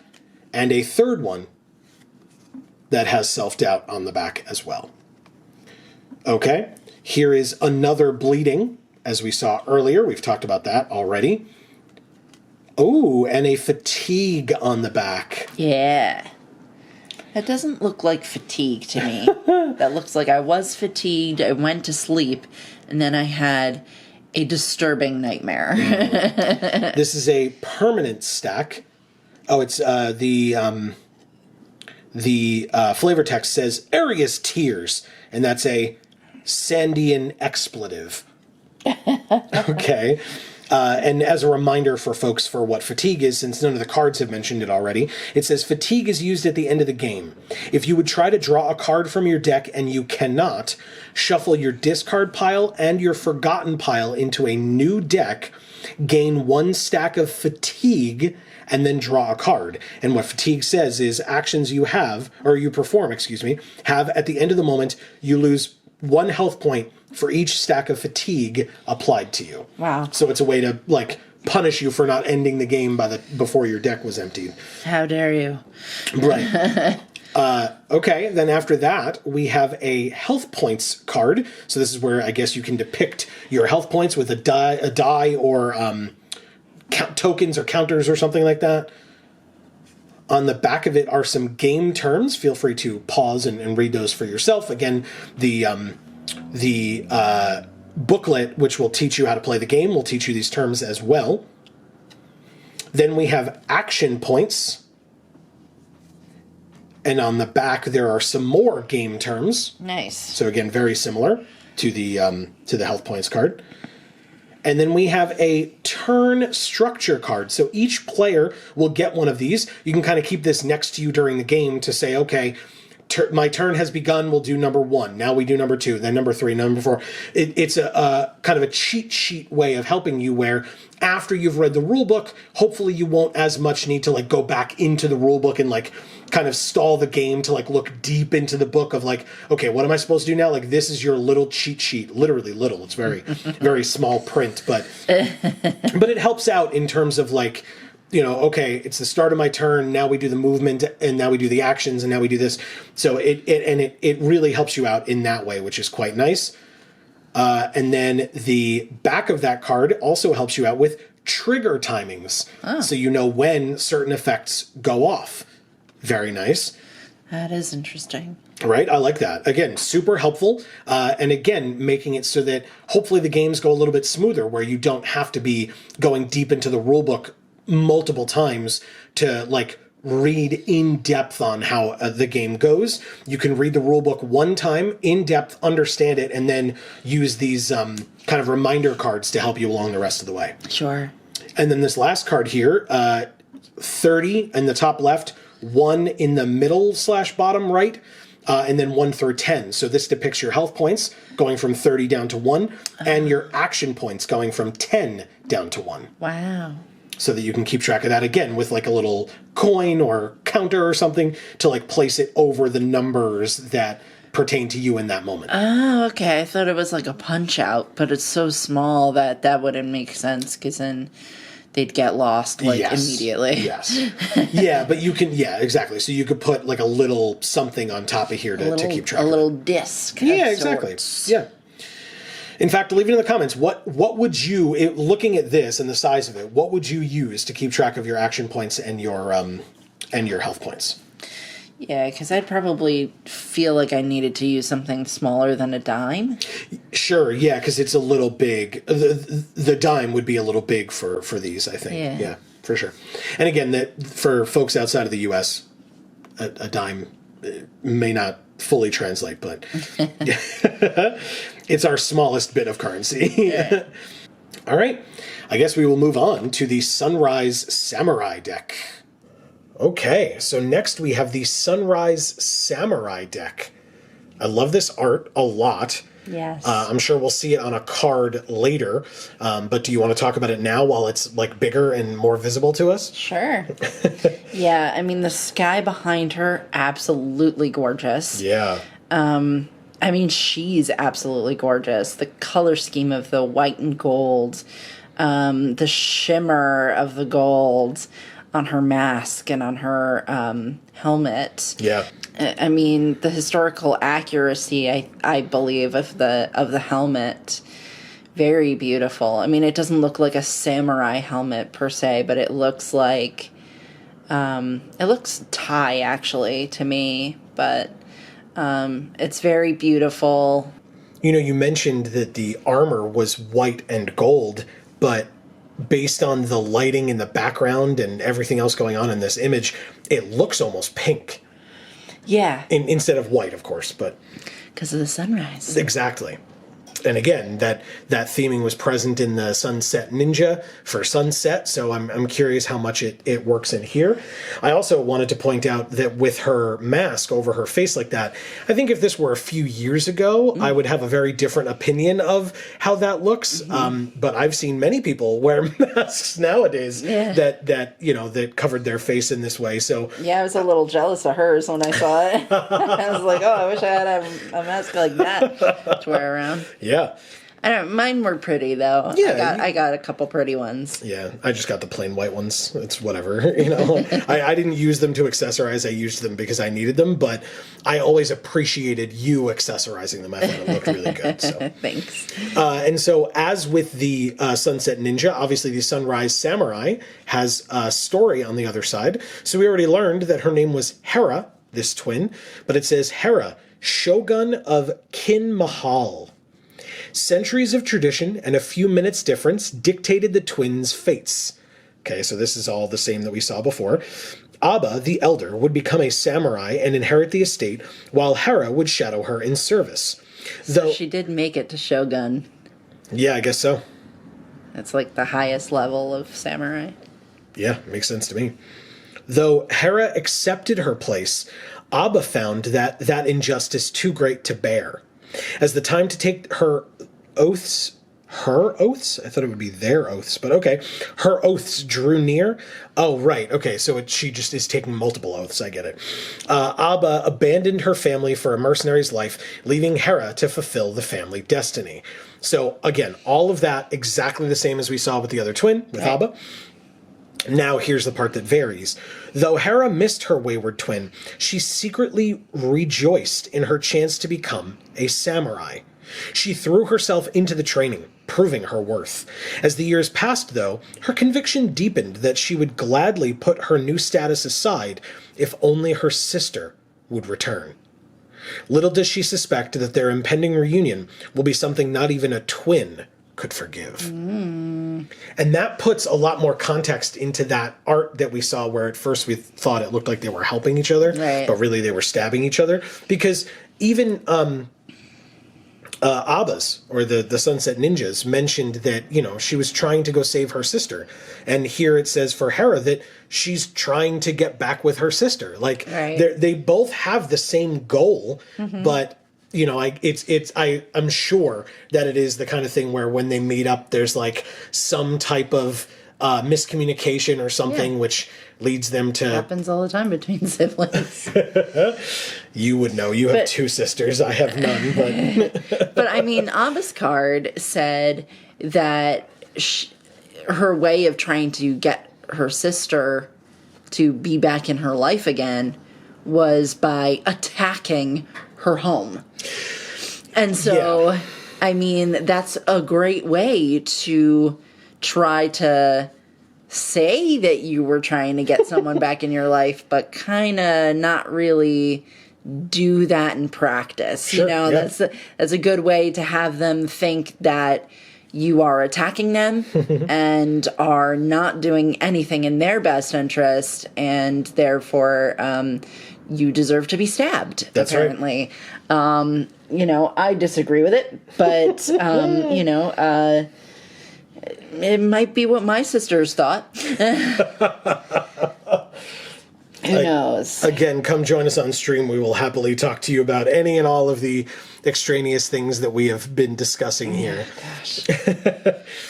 Okay, so I mean, now we know a little bit more about Hera, and even more context, it seems, as to why they became feuding sisters, despite the fact that literally it seems like both of them wanted peace. They wanted the other one to be with... They wanted to be with one another. Yeah. But it did not work out that way. No. Okay, well, we move on to our first item card for the Sunrise Samurai with Morning Glory, because of course sunrise, morning, that makes sense. Very similar to the kukri that the ninja had, right? In that it is displayed with a fair bit of reverence. There's drapery underneath it. There's the scabbard there, as well as obviously the weapon itself. The ninjas was outside, whereas the samurais looks like it is inside of some sort of a temple or something like that, or at least just placed in a place of prominence in a home. Yeah. And it looks like there might be, I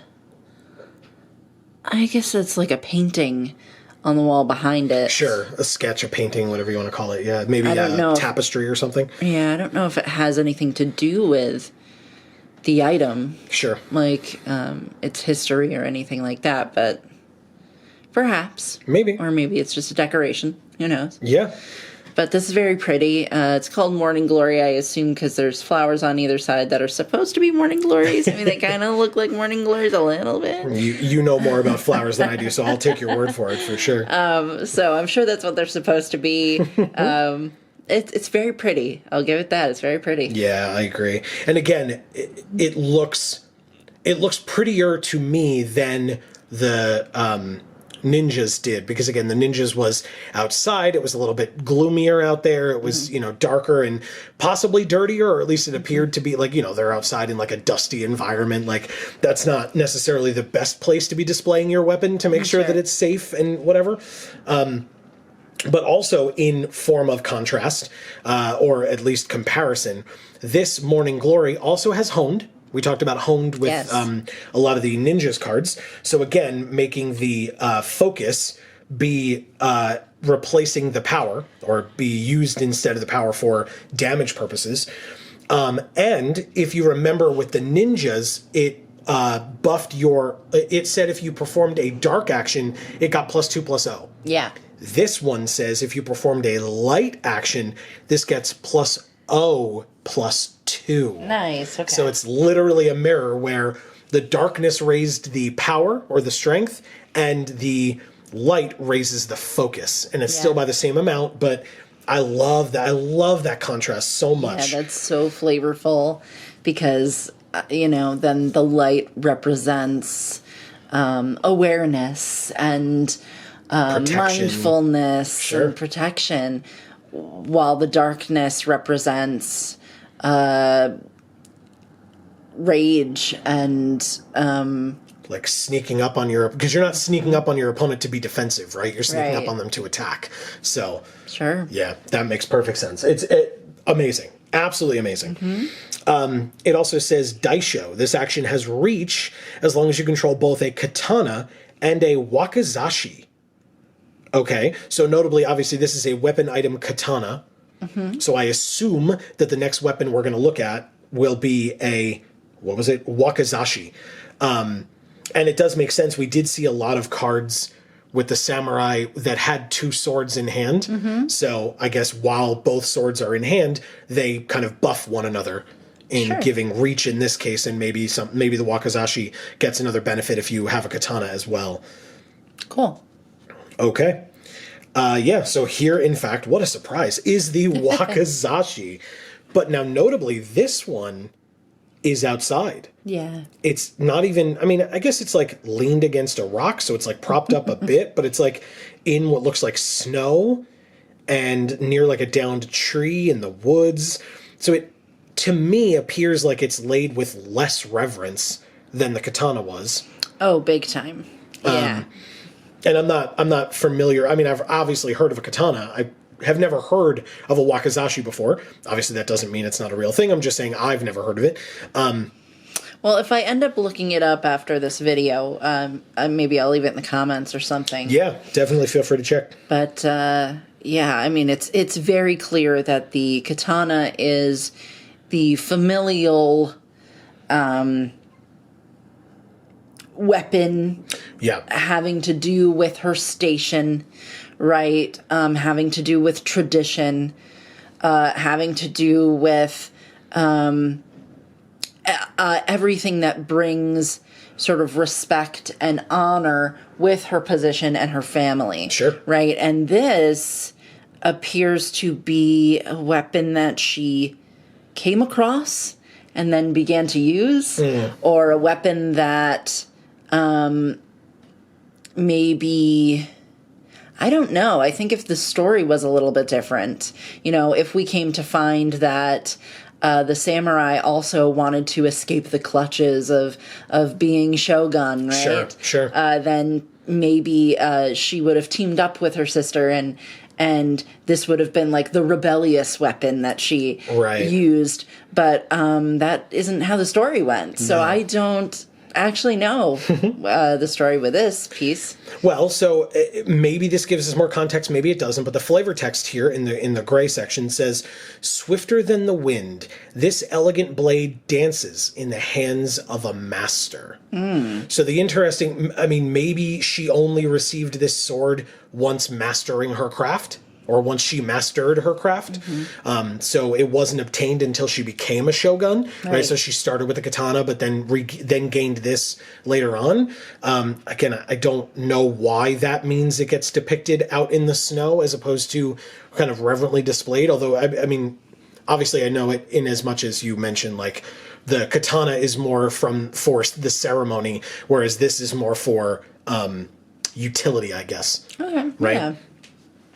But I also, it's interesting, obviously this also has honed, which makes sense, but it also has daisho. It says at the beginning of the action, engage your target if you control both a katana, beginning of the moment, engage your target if you control both a katana and a wakizashi. But if you control both, your katana gains reach, which means that even if you're disengaged, the katana will still hit, but this is allowing you to move forward anyway. You know what I mean? Yeah. So I guess what that means is that whether you are engaged or disengaged, if you have both weapons, you will still hit no matter what. Yeah. Right? At least with the katana, because the wakizashi will not hit if you're disengaged. Okay. Because your opponent can play a card that's like a fast action or something of disengage. You'll still hit with the katana, though, if you have both weapons. So I guess that's what it's supposed to be saying there, is that, like, you don't do as much damage, but you're still going to do some. Right. You're still going to hit because you're skilled enough with both blades that they can't fully get away from you. Right. So, okay. Because at first I was like, that seems odd, like an odd choice. Like, why would they do that? But again, because otherwise, if you have both of these weapons in hand and they disengage from you at the end of the moment or something, then you would not hit them. And that doesn't make sense for a master with both blades. Sure. So, okay. But there is a third item card for this character, right? So the item cards have the coin amounts at the bottom middle, right? The number that looks like it's in a gold coin. Your numbers can not exceed 30 points. And so here we have exactly meeting 30 points, and the ninja was the exact same thing.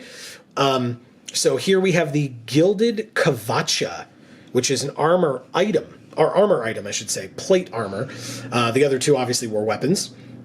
But this is considered a physical block tactics. And notably, no focus on this one, just power. D6 plus 0, but no D4 at all. And at the end of the moment, you may move relative to your target if you performed a light action in the previous moment. Okay, so again, giving you benefits for light actions, that makes sense. And if you would take physical damage, you take one less damage instead. Cool. It makes perfect sense for armor, right? This is pretty powerful, strong armor. And then do we want to talk about the art on this one at all? I like the background. I don't know if that's supposed to be like stained glass or just like carved stone where like it's got like holes in it to make that design in the background. I would think it is, I would think that it is a paper screen. Okay.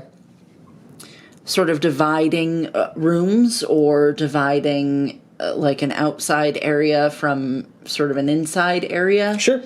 And it looks like maybe these are trees here on the left and right.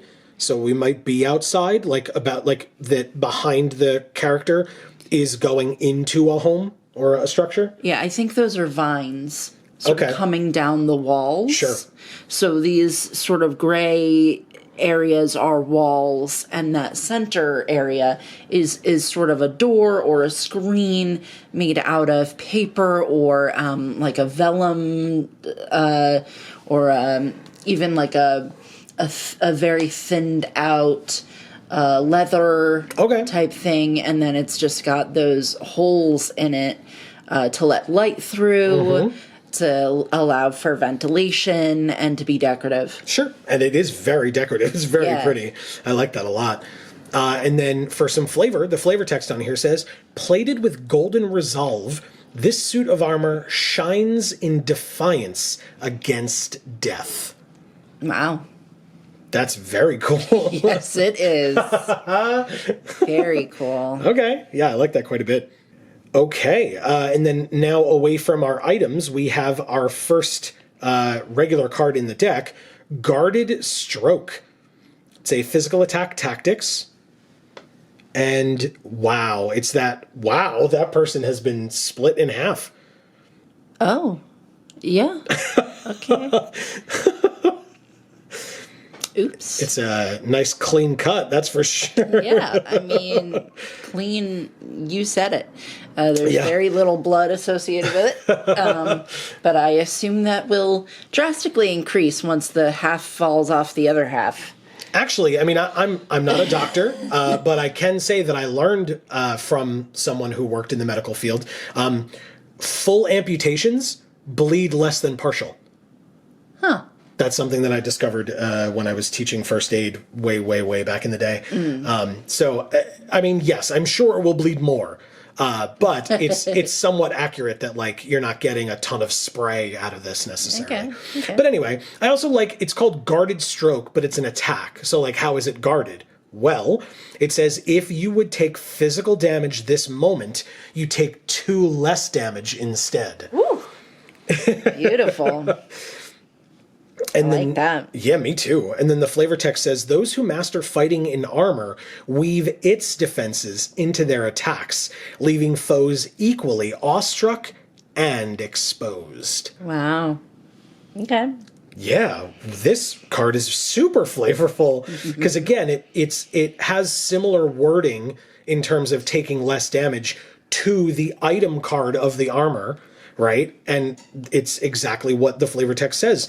The armor is what is preventing some of the damage to you, and yet you're still doing the damage yourself.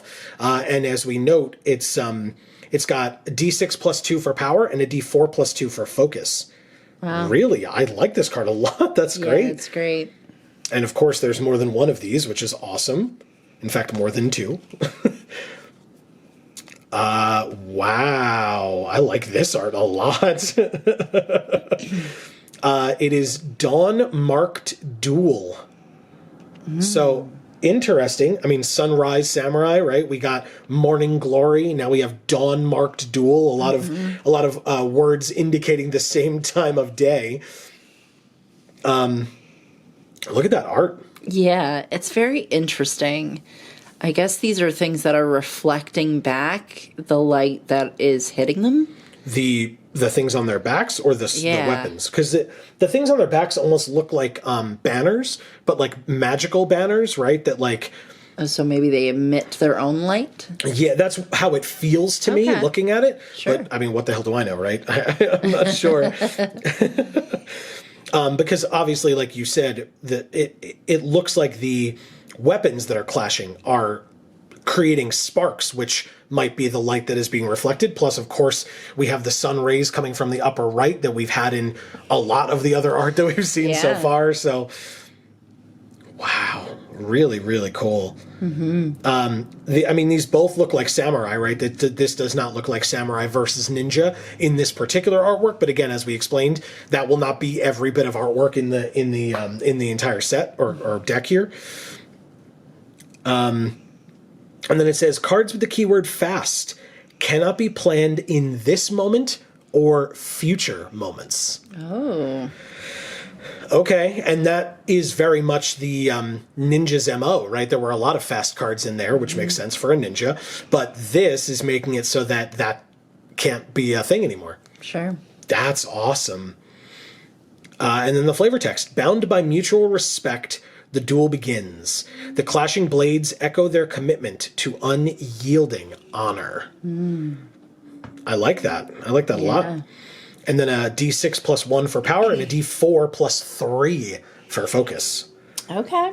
And it's a magical attack, light, which, I mean, again, based on the art, makes perfect sense. Yeah. And we know a lot of our cards will gain benefits from that, at least a lot of our item cards that we've seen so far. I like this one. I do too. Yeah, it's interesting. It's got the way they use light in this art is interesting. I don't know how much I like it necessarily. Oh, okay. But because it's just a little hard to grasp where this light is coming from, what exactly it's doing, whatever. Okay, sure. But it's certainly interesting. It's certainly fascinating. It's certainly new. It's unique, you know? I was definitely going to say that, especially because a lot of what we've looked at previous to this was the ninja stuff. So, again, darker, grittier, etc. Yeah. And this is just very bright from a lot of different sources. Right. So, and again, if they're light cards, that makes sense. Right. And you mentioned the contrast, and obviously that's really what they're trying to emphasize with these two decks. Oh, yeah. These two people who are twins are fighting against each other. One represents sunrise, one represents sunset, and one therefore is going to have lots of light depicted by name and in the arts to show that and lean into the contrast that they're trying to create. Yeah, so big flavor win. They're killing it so far, for sure. Okay, and there's more than one of these. More than two. Okay, and we have Quick Draw next. Love this one. Yeah, me too. Amazing. And it looking at it briefly, the first thing I noticed was the kind of shadow images of the sword on the left because it's showing how fast it's happening. But it also looks like there's a bit of shadow image with the scabbard as well. Where I don't think she has two, even though it kind of looks like she does. I think it's the movement just the same as the sword. Oh, okay. Well, she does have the two swords. Oh, damn, so you're so right. That. You're so right. So, I mean, she's using one of them, and then the other one is, can you see the... handle? No, I can't. Maybe it is just supposed to indicate that it's moving? I don't know, because, like, the bottom, the bottom scabbard looks like it's a little shadowier or misty, kind of more translucent, if you will, because it's got that mist in the bottom corner, in the bottom right-hand corner. But I don't know if that's just that there's mist or not, because it doesn't exactly mirror how the sword looks. Right, but also that sort of smearing of the sword. But also the sword's in more light, so that's kind of tough to tell for me. Good point. I won't lie. But this is a fast action, so notably you couldn't use this after that other card, right? Okay. So you'd have to use your fast actions strategically and more sparingly, whereas you're trying to kind of beat out the fast actions of the ninja in this case. Okay. With that other card. But yeah, so like I said, this is a fast, and then as you plan this card, plan a weapon from your character's zone along with it, because you have quick drawn that weapon. Right. That's awesome. And because it's a fast, it means you can do it later in the turn, then you would have had to plan the weapon. So your, I guess no pun intended with the word plan, but your opponent has less of a chance to plan against it or strategize against that weapon being there because it's a fast action. It's a surprise. Yeah. I like the background in this art. It's very similar to the one that was our promo card. Yeah, which we'll get to, obviously, because we haven't gotten to it yet, so we'll get there soon. Which I find interesting because the background of that card being so brown is quite a contrast to most of the backgrounds in both of these decks. Yeah, fair point.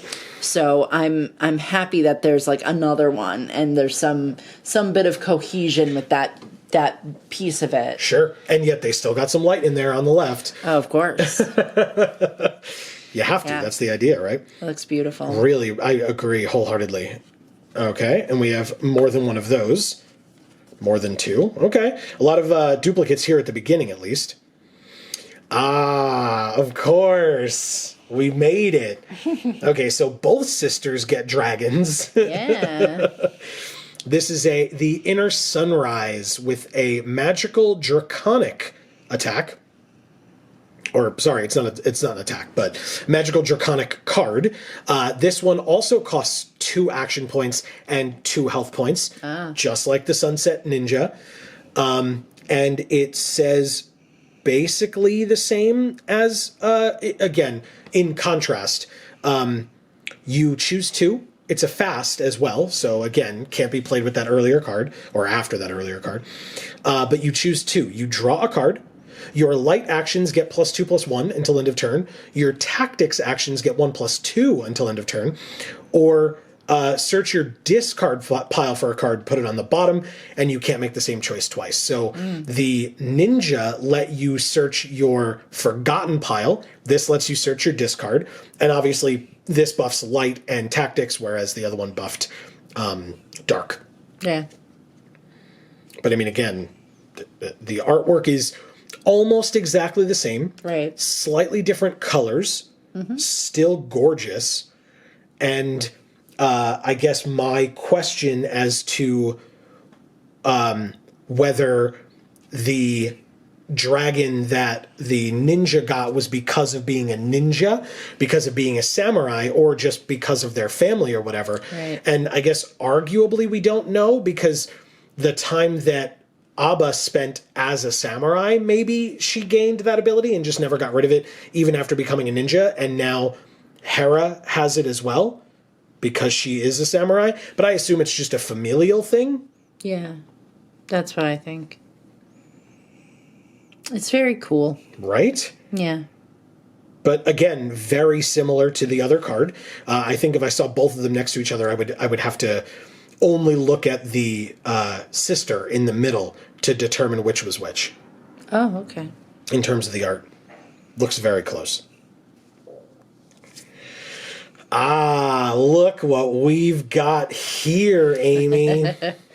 Speaking of that promo card. Preview card. Preview card. It is a twin step stance. So again, as Amy mentioned with the other side of this artwork, we talked about the art extensively in that prior video. So we encourage you to go check that out. It is a physical tactics card. I mean, we talked about this card in general in that video. So I suggest you go check it out. But I mean, look at how cool this card is. Yeah, it really is. And again, obviously, shout outs and thank you to Guildhouse Games for trusting us with a preview card for your new set. And then it's amazing to have one in hand now. Right. Really, really awesome. So thank you to them. And we have more than one. Okay, so we each get one. Ooh, we don't combine our collections. We definitely do.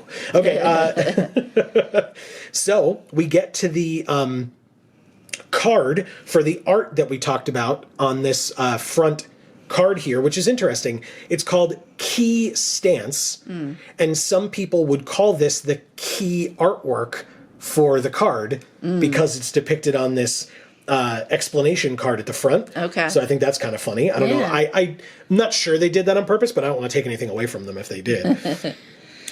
I find it very interesting because you get a very different feel from the picture on that card Yeah. because of all the orange that's in this one. For the building in the background, the structure. Whatever. The way that it is cropped on the sunrise, samurai explanation card. Yeah. You don't see any of that orange of the building. Yes. And it changes the way this looks to have it in there. And because, again, it's light, man. That's awesome. Really, really cool. Okay, and it says your actions in this moment and future moments have honed, and at the beginning of the action, or the moment, choose one. This action is treated as an attack instead until end of turn, or this action is treated as a block instead until end of turn. That's really awesome. Yeah. And for 2 action points, that seems very great. The flavor text is another quote from General Zythe, which says, all of my knowledge is now your own. From this point forward, I am the student, and you are the master. Wow. Okay. Awesome. That's cool. Right? Yeah. I like that quite a bit. And like I said, this card in and of itself, if played early on, changes the rest of your turn. Right. Right? Like, that's really cool. Okay. And there's more than one of those. Yeah, you can really, like, shape a round with that. I like that. Look at this art. Yeah. On Rising Light. Talk about a light card. Wow. Yeah. Yeah, there's like this sort of misty light coming off of it because, like you said, it's like magical, I guess. Yeah, and there's almost a perfect delineation going down from the kind of shoulder plate down across the breastplate to the and past the sword as well, where like the right half is very brightly lit and the left half is a lot darker and a lot shadowier. Right. Like they're standing in the shadow of the edge of a building. Sure. Or something like that. Sure. And creating their own light with their weapon. Yeah. And it's fast and it's honed, so there's no power. There's no D6. It's only a D4 plus 1. And it says, when clashing with an attack, if this action's total focus is higher than the attack's total focus, the first 5 damage from this action cannot be prevented. So again, in contrast to the card from the ninja. Now, and I don't remember that card well enough.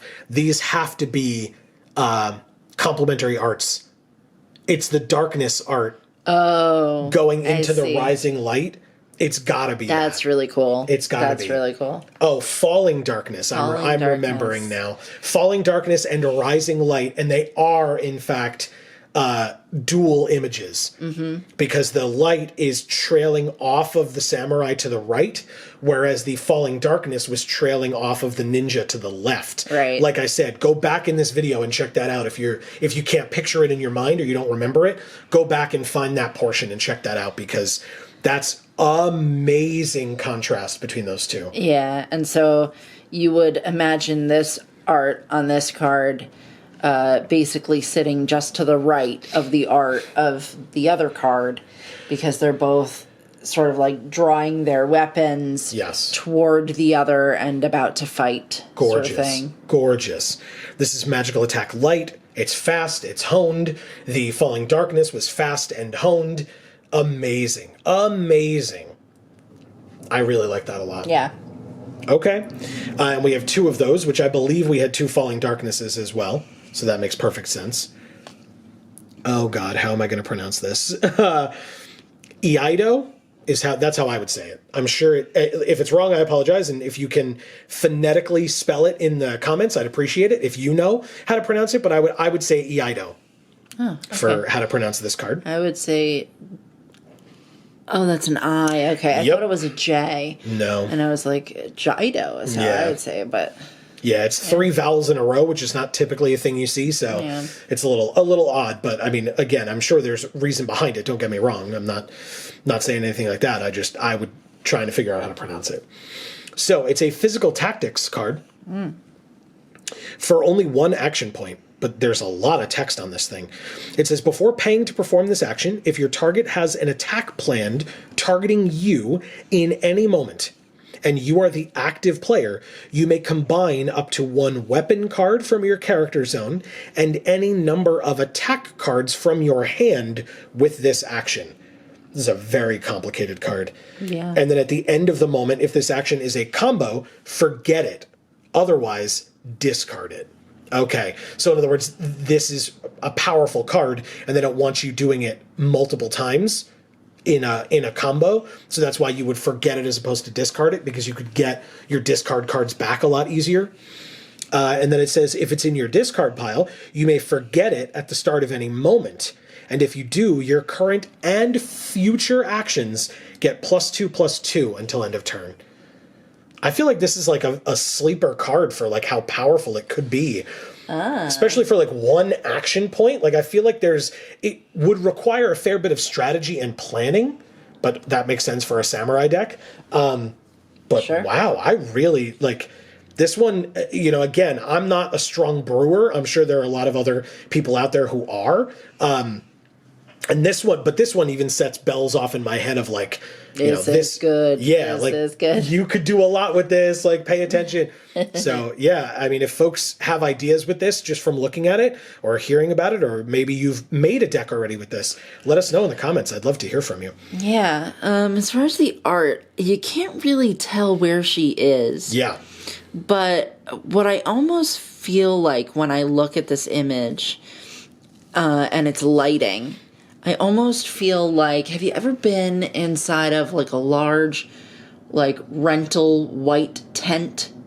Sure. On a sunny day? Sure, yeah. Well, everything is pretty shadowed if you're under the tent, except for anything that's shiny or anything that's white.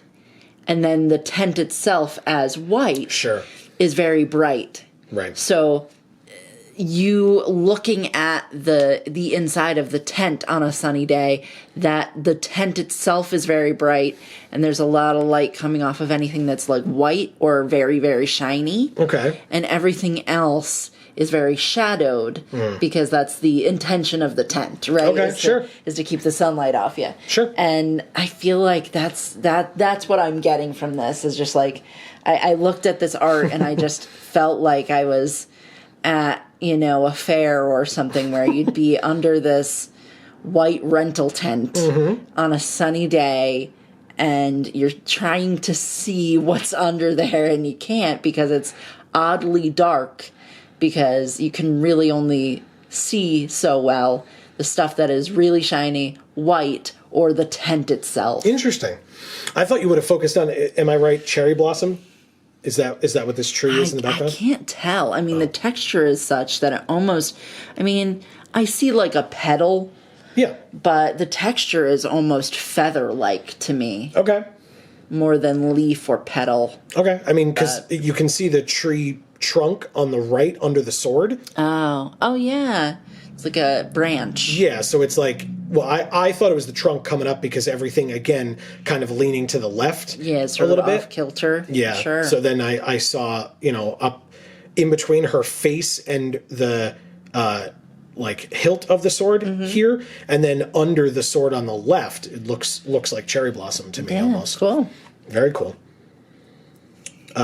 Ooh. And that's a very Japanese thing, so it works, flavorfully that way as well. That's right. I like this next art a lot. This is Guard. I just like this art. Like, it's like really cool. It's really cool. And they really are guarding. I mean, it's a fair bit of sparks flying off of that armor from what looks like a very large swipe of a sword. Yeah. The magic sword. Yeah, I guess. And then, but he's holding like a spike thing, or it's maybe on his... This? Yeah. That's the top of this blade. It's a curved blade. Oh, okay. It's just coming up above his hand because he's blocking it with the, whatever that's called. I forget. I thought maybe it was like a weapon that he had attached to his, gauntlet. Gauntlet, thank you. That's the word. But no, that makes sense. Yeah, it's the top of this blade that's shooting sparks after hitting him. And notably, even though it's a physical block, It's got, for the focus, a D4 plus 0, but it's got a D6 plus 4, which is very nice for the power. And then the flavor text says, engage in combat fully determined to what? Engage in combat fully determined to die, and you will be alive. Wish to survive in the battle, and you will surely meet death. And that's a quote from Uesugi Kenshin. That's an interesting quote. Yeah, it is. I mean, if you're more worried about not dying than you are about doing the actual fight effectively, then yeah, you're probably going to end up getting pretty hurt. Yeah, because your mind is split between the actual fight as well as your self-preservation. Whereas if you put the self-preservation out of your mind, you can more fully focus on the fight. I like that. I like that a lot. This, I don't know, and I'm not good enough at this to say, but this art looks a lot more computer generated to me than other arts that we've seen so far. Okay, sure. I don't know. Maybe it just looks a lot like cleaner, and the lines look a lot more defined to me. And again, that doesn't mean that an artist couldn't do that. Right. It's just, like I'm saying, me looking at it, it looks more computer generated than a lot of the other stuff that we've seen so far. Yeah. When I'm looking at the sparks and the just how shiny everything is. Yeah. I see where you're coming from. And that's not necessarily a negative, by the way. I mean, I know certain people have certain opinions on CGI as opposed to, hand painted. I don't necessarily have strong feelings either way. I think that this is a gorgeous artwork, just the same as I think a lot of the other arts that we've seen are gorgeous artworks. So, yeah, I mean, for me, I think the technology's gotten so good that it's hard for me to tell now if something is done traditionally or digitally. Yeah. Because I think there was something at one point where I said, this is clearly traditional. Look at these brush marks. It's really beautiful. And then they were like, this is a digital piece. And I was like, whoa. Like, those things that you look for to tip you off to it being traditionally done are things that they've on purpose incorporated in to digital art software now, so that it creates those things. It creates that texture. It creates the same sort of look on purpose because, you don't want it to look too different. You don't want it to be noticeably digital. Yep. You want people to focus on what the art is as opposed to being focused on, whether it's digital or traditional. Sure. So, yeah. I mean, once that happened, I was like, okay, well, that's it. I'm done.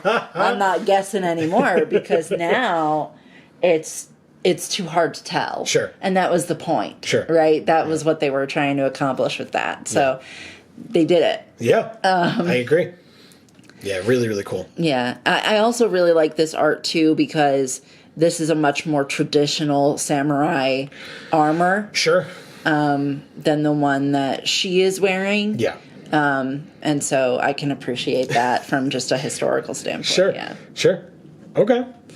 And we have more than one of those, which makes perfect sense because it's, seems like a pretty basic enough card that having two is not that big of a deal. Okay, now we run into cards that we have seen already. This is the Twin Step Reflexes card, right? So we saw that in the prior deck as well. Mm-hmm. So we can, say hello to them and then quickly move past it because we've talked about this already, right? Well, or have we not? No. This is the opposite. Oh, right, because it's the other side from the only reason we've seen this is because it was on the tokens. Oh, yes. Right? It was the back of the token. And so, okay, thank you for correcting me. Yeah, so this is the opposite art. So this is the right-hand side, whereas the other one is on the left. Yes, and it was cut facing each other. Yes, and it was cut off where I said I wasn't sure if the samurai on the right was facing the attacker or not, and now they clearly are. Mm-hmm. And yeah, because that was the one where we saw the pagoda or whatever it was in the background that was tilted to the right in that other art to show the movement that was going on in the card. Whereas this side of the right, whereas this side of the art is very straight up and down and stoic looking, right? Because it's the block. Whereas the other one, I guess, was the attack, which makes sense. It makes total sense. Wow. And so this has power of D6 plus 0, but focus of D4 plus 5. Yeah. And it's a dexterity tactics. And it says, when you play in this card, create a token that's a copy of it in the next available moment. So like I said, we obviously got a token of this in the last deck, and we'll again see it again, I guess, as we get towards the end. So that's why I've seen this art before, but we didn't really talk about the art before. And then it says, whenever your target moves this moment, you move with them. Oh. So if it's and then in the reminder text it says, if you're engaged with them and they disengage, you immediately engage them. If you are disengaged from them and they engage you, you immediately disengage from them. Wow. That's awesome. Okay. I like that. Again, very, no pun intended, but again, it just means that it's working. It's very tactical. Of like, okay, you're going to come at me? Fine, I'll back up. Oh, you're going to try to run away? I'm right on you again. Don't worry about it. You know, that's awesome. I like that a lot.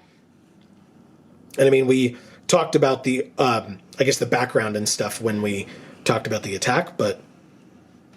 Yeah, I mean, the background is gorgeous. Really gorgeous. You know, we already said we love that they keep on, you know, replicating it between each individual card, and it just, you know, it's great. Yeah, keeping it up, keeping it great. I don't quite know what I'm seeing in the background to the right of her, of the character here. It's just another pagoda. I was going to say, I couldn't tell if it was a building or I guess, oh yeah, because there's a pagoda under the sun there as well that looks similar. But because to me, I wasn't sure if it was that or if it was maybe like boulders like you would see in like a mesa, right? Like a stone structure or whatever, like naturally occurring. I guess because the angle kind of oddly shaped. But yeah, I'm pretty sure it's just another building. Okay, no, that makes sense. It's just... it's a lot harder to see because it's very silhouetted because of the lighting, which, again, it pervades all of these and is awesome. So that's really, really cool. Yeah. Okay.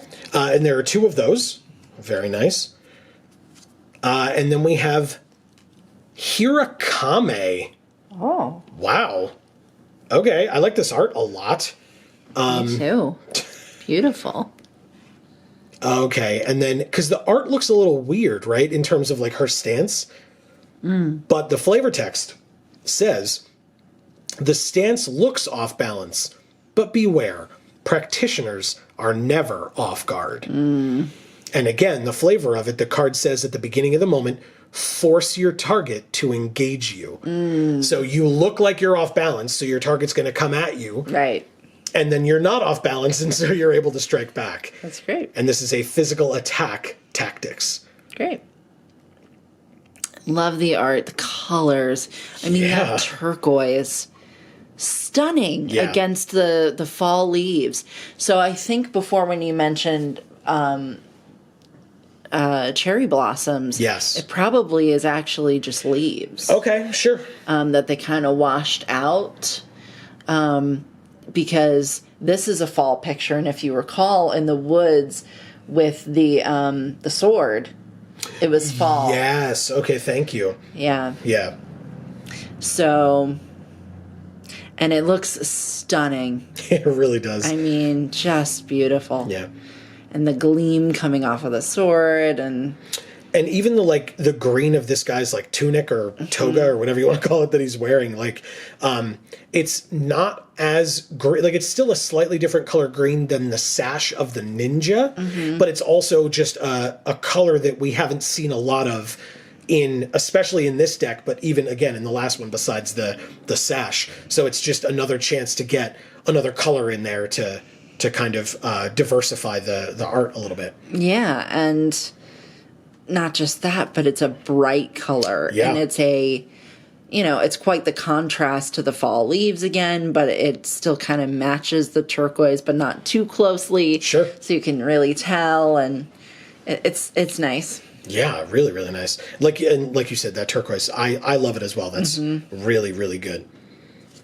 Okay, and we have more than one of those as well.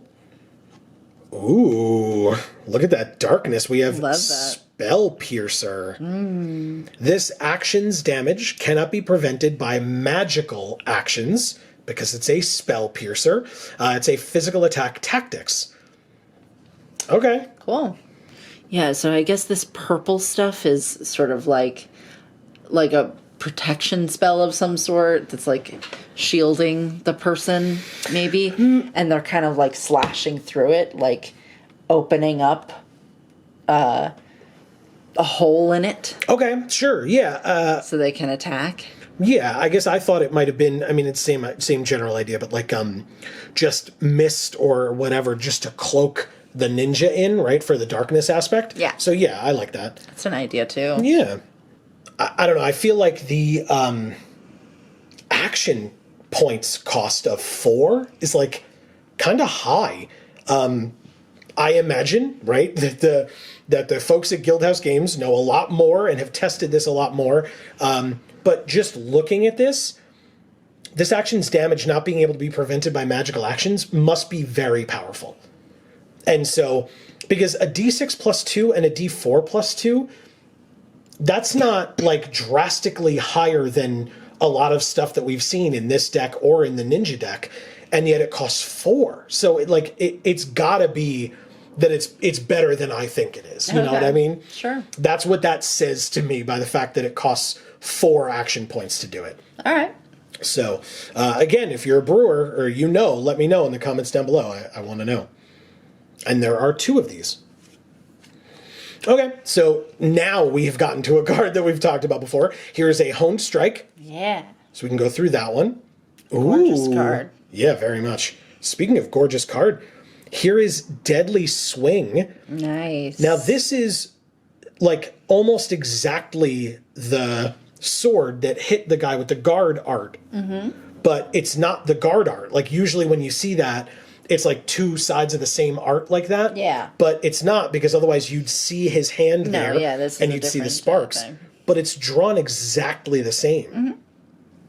So it's got to be that like they did this art first and then did the other art over top of it, kind of a thing.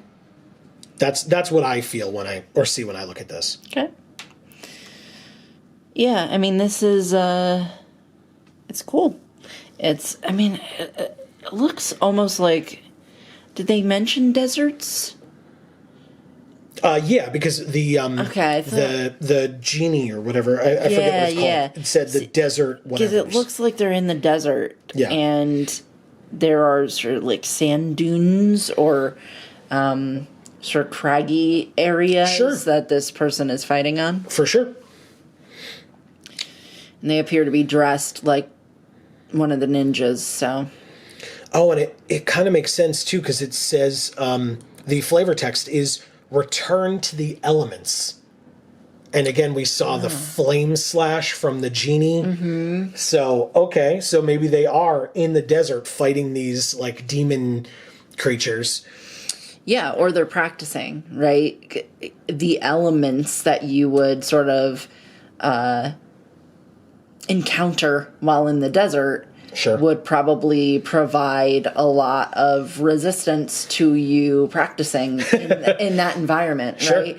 There are, sandstorms and because the ground isn't level and you kind of sink into it, it's going to make it a lot harder for you to move. Sure. So that would be a really great environment for practicing and getting good at fighting in kind of any environment, I feel like. So Sure.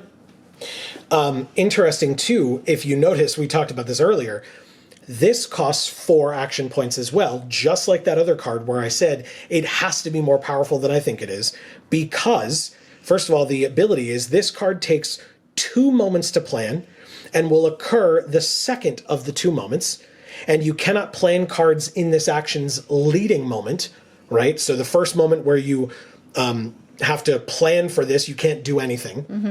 And then in the second moment, it is your power is d6 plus 10 Wow. And your focus is D4 plus 5. And meanwhile, another card that costs 4 is a D6 plus 2 and a D4 plus 2. Right. So it's gotta be, that other card's gotta be stronger than I think. And this card's great. Obviously, you want to be able to plan this in a moment where, or moments where you are pretty certain it's going to hit, because otherwise you could absolutely run into an issue where your opponent's able to block this or disengage from you or something like that, and like that could be a fair bit of a problem for you. Yeah. Yeah, if you're counting on it. Yeah, and look at the arc of the swing, like behind the character. Yeah. It starts all the way back there and then swoops all the way over. It's like over 180 degrees of swinging this gigantic blade down on you. Yeah, it's like 200 degrees.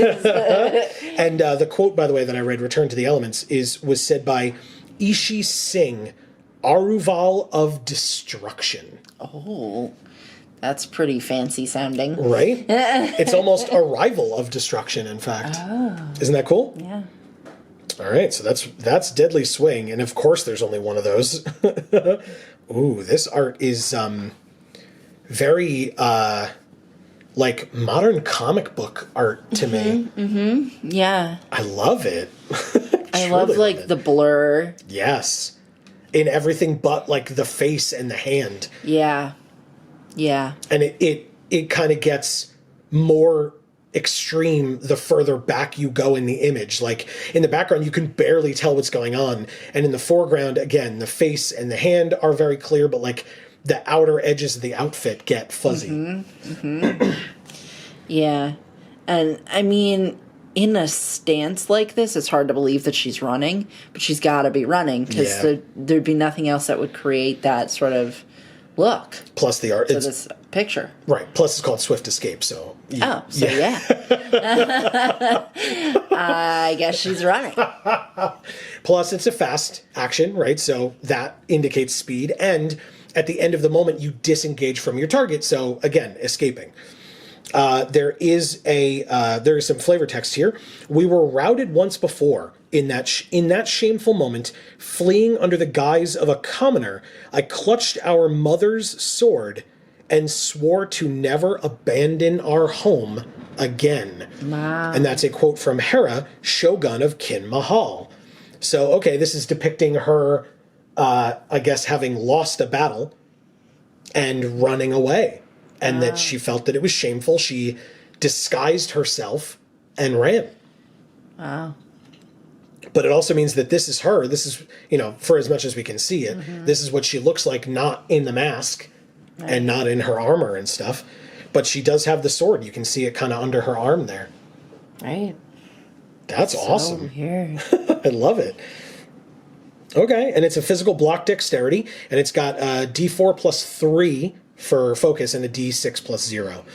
But it's a fast action that costs 3, which is, again, not as much as 4, obviously. I don't mean to insult anyone's intelligence, but it's still kind of a steeper cost from what we've seen. Okay. Ah, look. It's a weeping cut. We've seen this art before. Yeah, and this has quite the cost on multiple levels. Yes, it does. It costs 5 action points, but you put 3 bleed on your target when you hit them, so that's very, very good. And behind it, another Way of the Blade. Okay. But there's different flavor text on this one. Oh. Remember the other one was Love is in the Rain or whatever? Yeah. So this one says, sisterly love, sisterly hate, glistening eyes, glistening blades, shrouded in light, shrouded in dark, guarding her home, guarding her heart. Wow. I mean, we didn't do it on purpose, because how could we have known? But I'm glad that we saw the other one first. Yeah. And this one second. That's super impactful, and I love that poem. Yeah, it's really cool. Yeah, it is. Wow. That's incredible. Yeah. Again, a lot more context for the story and stuff. I really, really like that. Yeah. Perfect. Okay, and that's the last card of the main deck. Here's our stop card. We'll take a look at the tokens behind it, but I imagine that there are tokens that we've run into before, but let's double check. Yeah, we've got twin step strokes, which we saw before. And again, this is the ninja side, right, in terms of the art that we see first. And then when we flip it over is when we see twin step reflexes, which is our side. But again, for this deck. But again, that's why I felt like we'd seen this art before, but we hadn't really talked about it. That's why. Sure. And there's 2 of those. Oh, I lied. There's 3 of those. Then we see bleeding again. Yes. And fatigue. So the same as we saw in the last. We have, this is new. We have engaged. No risk of actions missing due to distance. And on the other side, is disengage. Actions without the keyword ranged will automatically miss due to distance. Yeah. And obviously we've seen plenty of cards in these decks that dictate engaging and disengaging with your opponent in some way or another, which again is a great feature of Varia compared to other CCGs where it's like a fight where if you're farther away from your opponent, you're not necessarily going to be able to hit them. Right. And if you're closer, you will, and etc. So, unless you have a ranged weapon. exactly. You know? Yeah. Where then if you're close, you can't hit them as well. That's right. Then we have the health points / game terms. Again, feel free to pause and read those. They should be the same as the others, but we have keywords and turn structure again. So again, good cards to have in front of you when you're playing in the game. We talked about that earlier. And then action points and game terms again. And then your health points and action points on the other side of a QR code to follow them on Discord. Them, of course, being Guildhouse Games and Varia. You should check out this QR code. Their Discord is full of amazing folks. We are on there, although not as often as we would like. Right. Just with busyness being what it is. But there's a really cool community over there of folks who are really passionate about the game. They're really great people that probably are doing other games as well. And if that's something that you're interested in. Joining that community and talking with those folks, I encourage you to do so. And it's a cool way to be able to talk to when they're available, right? No promises are being made here, but when they're available, it's a cool way to be able to talk to the creators of Varia as well. If you want to ask them questions about how they came up with certain things or get their advice, or again, there are good brewers on there and things like that. So really cool community over there on their Discord. I encourage you to check that out.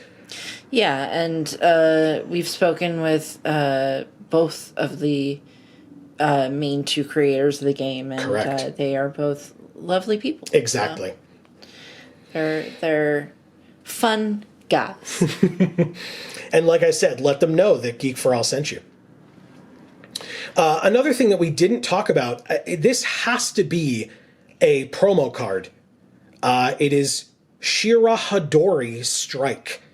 So obviously it is in the black and white variant, gritty like that. Mm-hmm. But it was at the back. We barely even noticed it at first.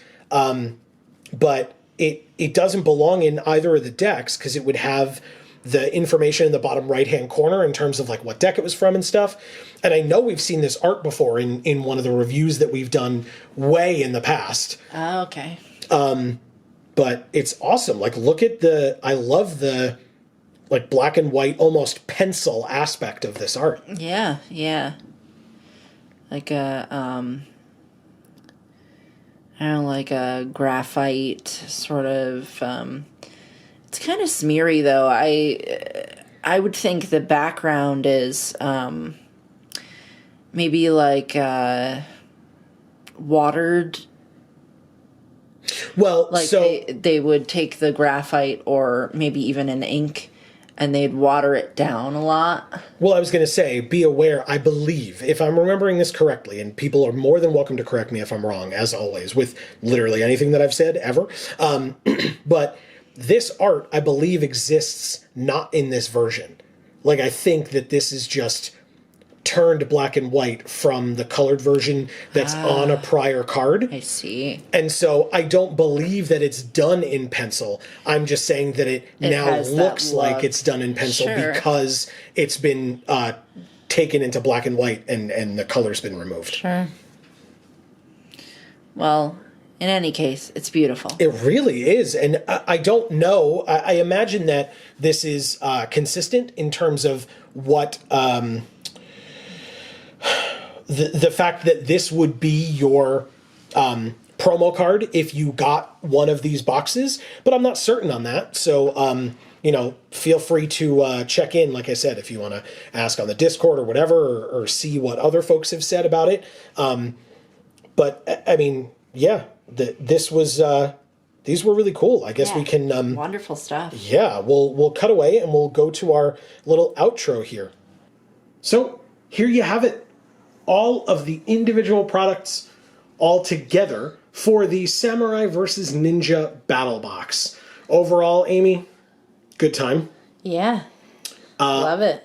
Obviously, we want to thank all of you for spending your time with us, but obviously we also want to thank the folks over at Guildhouse Games and Varia for sending this product to us, for allowing us to review it, give our honest opinions, etc. And there is one final reminder for all of you, again, not sponsored to do so, but we just reviewed all these products. If this is something that you are interested in picking up for yourself, for your friends, for your family, whatever the case may be, please do not forget that the top link in the description down below will take you to the product page where you can purchase this for yourself. And if you do, please let us know in the comments down below what you think of the product. If you've already bought it, let us know what you think of the product. And no matter what, we would love to know your thoughts on the review as well. Any and all thoughts, as I said earlier in this video, down in the comments below. We would love, love, love to hear from you. Keep the conversation going. And again, the folks at Guildhouse Games might be checking there as well. So if you have something to say to them about their product, pass it along in the comments as well. Please do. If you're interested in more from us, maybe you've never been here before, we encourage you highly to please subscribe and ring that bell so that you will get notifications whenever any of our videos come out. You never know when new Varia content will be coming out on this channel. Yes. So you should definitely stay tuned for that. And then we have other channels as well. There are other links down in the description box below for our other two channels, Video Games for All and Gluten Free for All. And you can also check the links to all of our socials, including, as Amy mentioned, Gluten Free for All, the Gluten Free for All Instagram page, which you should definitely check out, because Amy is killing it over there.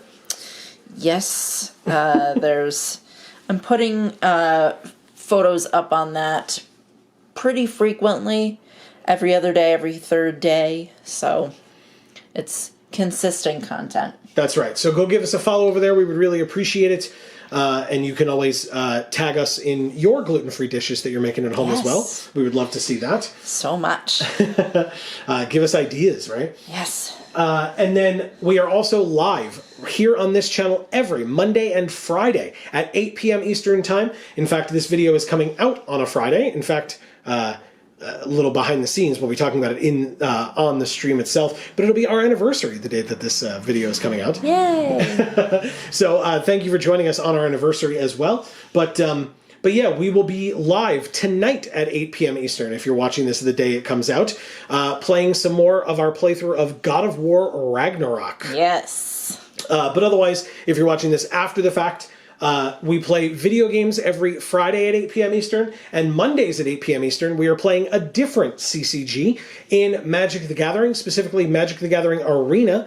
So we would love to have you come and join us then. Again, that's Mondays at 8 p.m. Eastern, right here on this channel. Check it out. So, yes, exactly. And thank you again one last time for being here with us. We always have a blast doing these videos. I truly hope that you all have enjoyed your experience in being with us for these as well. But for now, from us here at the Geek for All family of channels, I have been Joe. And I'm Amy. And as we always say, in whichever video of ours you watch next, we will see you all next time. Thanks, everybody.